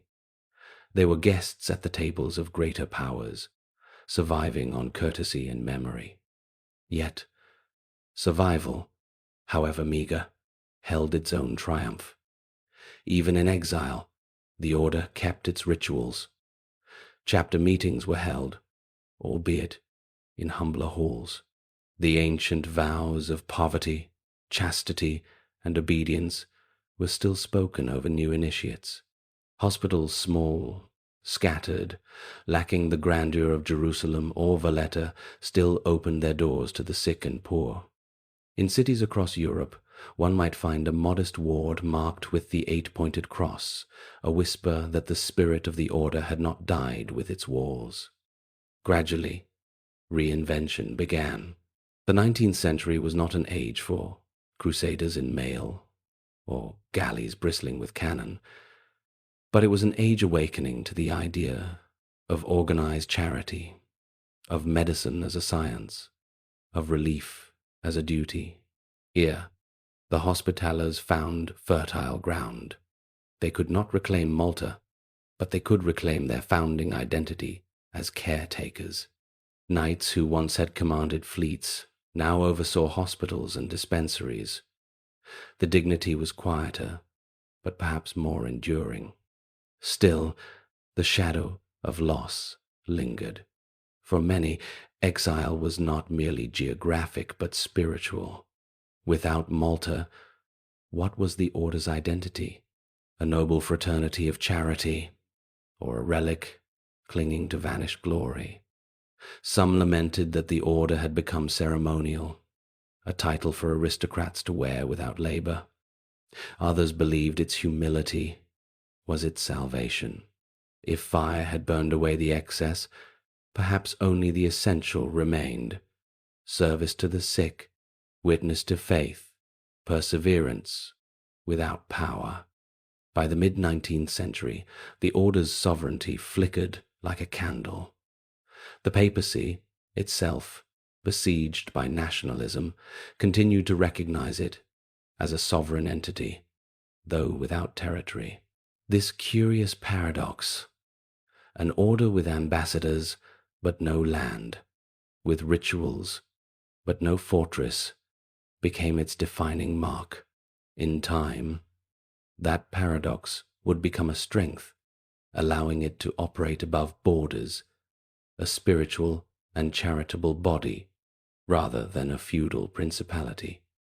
Meanwhile, Europe convulsed. Napoleon fell, monarchies rose and tottered, nations were born in fire and blood. The order, lacking armies, survived precisely because it no longer threatened anyone. It drifted through the storms, carrying only its cross and its memory. In a way, the Hospitallers mirrored the resilience of faith itself, stripped of grandeur, mocked as obsolete, yet always present, always re-emerging in unexpected forms. In quiet wards, a child received medicine. In humble chapels, vows were renewed. In courts, the order's diplomats, more symbolic than powerful, still spoke, still represented. The Red Cross lived, not as a banner of war, but as a sign of aid. The transition was not immediate, nor painless, but it was real. The Hospitallers of the 19th century were no longer Crusaders. They were, once again, Hospitallers. And so, exile became reinvention. The order that had begun in the back streets of Jerusalem, that had sailed from Rhodes, led on Malta, and fallen before Napoleon, found itself reborn, not in fortresses but in acts of healing. Its legacy was no longer tied to cannon or walls, but to hands tending wounds, doctors training in charity, brothers carrying the sick. What was lost in grandeur was perhaps gained in purity. The fate of Malta was sealed. It would never again belong to the knights. But perhaps destiny had always pointed them back to the road they had strayed from. For what is sovereignty without service, and what is chivalry without compassion? To endure, they had to remember, and remembering, they became something new. Reflection. Exile strips away illusion. It leaves only essence. For the Hospitallers, exile was ruin, yet also rebirth. Their fortress lost, they rediscovered the true fortress within, the vow to serve the weak wherever the world still needed them. In the silence of modern streets, where ambulances wail and hospitals glow with sterile light, the legacy of the Hospitallers still lingers. Their galleys no longer patrol the sea, their fortresses no longer crown Mediterranean cliffs, and yet the eight-pointed cross endures. It hangs not as a relic of Crusades, but as a living emblem found on the white uniforms of doctors, on the walls of clinics, on the insignia of an order that has transformed but never perished. The journey of the Knights Hospitaller was one of constant metamorphosis. They began in the shadows of Jerusalem, tending pilgrims with simple bowls of water and bread. They became warriors in armor, guardians of castles, captains of fleets, princes of Malta. They clashed with Saracens, Ottomans, and empires, shedding blood across centuries. And when empires rose and fell, they lost everything: Jerusalem, Rhodes, Malta. But in losing, they found again. From the ashes of exile, they returned to their first vocation: healers. The 19th and 20th centuries saw their rebirth as a sovereign order without territory, a paradox of history. They owned no fortress, yet maintained embassies. They ruled no island, yet commanded respect in courts. Their sovereignty, like memory itself, existed in spirit rather than stone. With this strange freedom, they focused on service, disaster relief, medical aid, hospices, and care for refugees. Where once their banners had been raised on walls of war, now they were raised in tents of mercy. And still, their presence carried weight. The Sovereign Military Order of Malta, as they came to be known, retained its diplomatic status. It sent envoys, not to kings demanding tribute, but to nations requesting aid. It spoke in the language of healing, not conquest. Its knights wore suits or medical coats instead of armor, their swords replaced by syringes, their fortresses replaced by hospitals.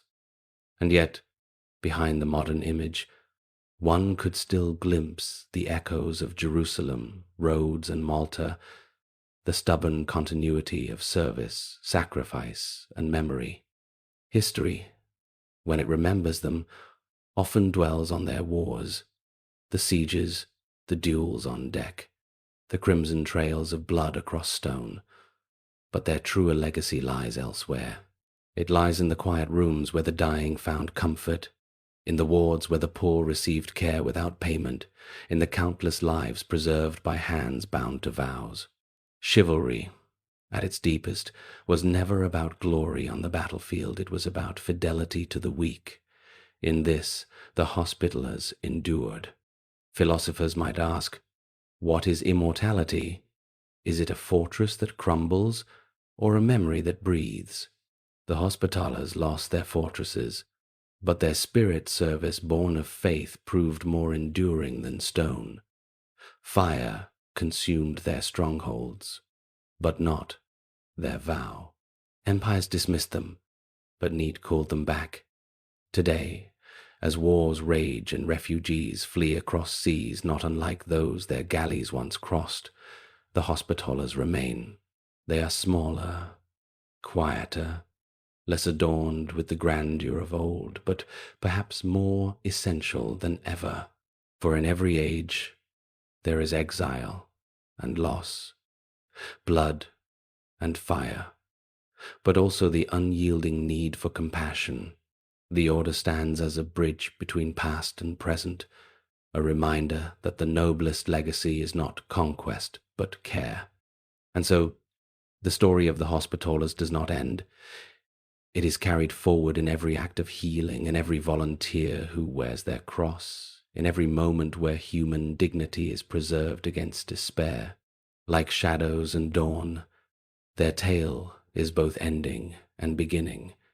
The Crusader knights have faded, but the Hospitallers remain servants of the sick, guardians of memory, vessels of an ancient vow. As the sun rises over Malta's harbours and sets over Jerusalem's walls, as fire and silence still dance across history's stage, one question endures. Is true power found in walls of stone or in hands that heal? The answer lies not in chronicles, but in every life touched by mercy. That is the legacy of the Hospitallers. Reflection. All things fall to dust, fortresses, crowns, empires, but acts of compassion ripple through time. Perhaps that is why the Hospitallers still walk among us, to remind humanity that memory, service, and love are the only fortresses that cannot fall.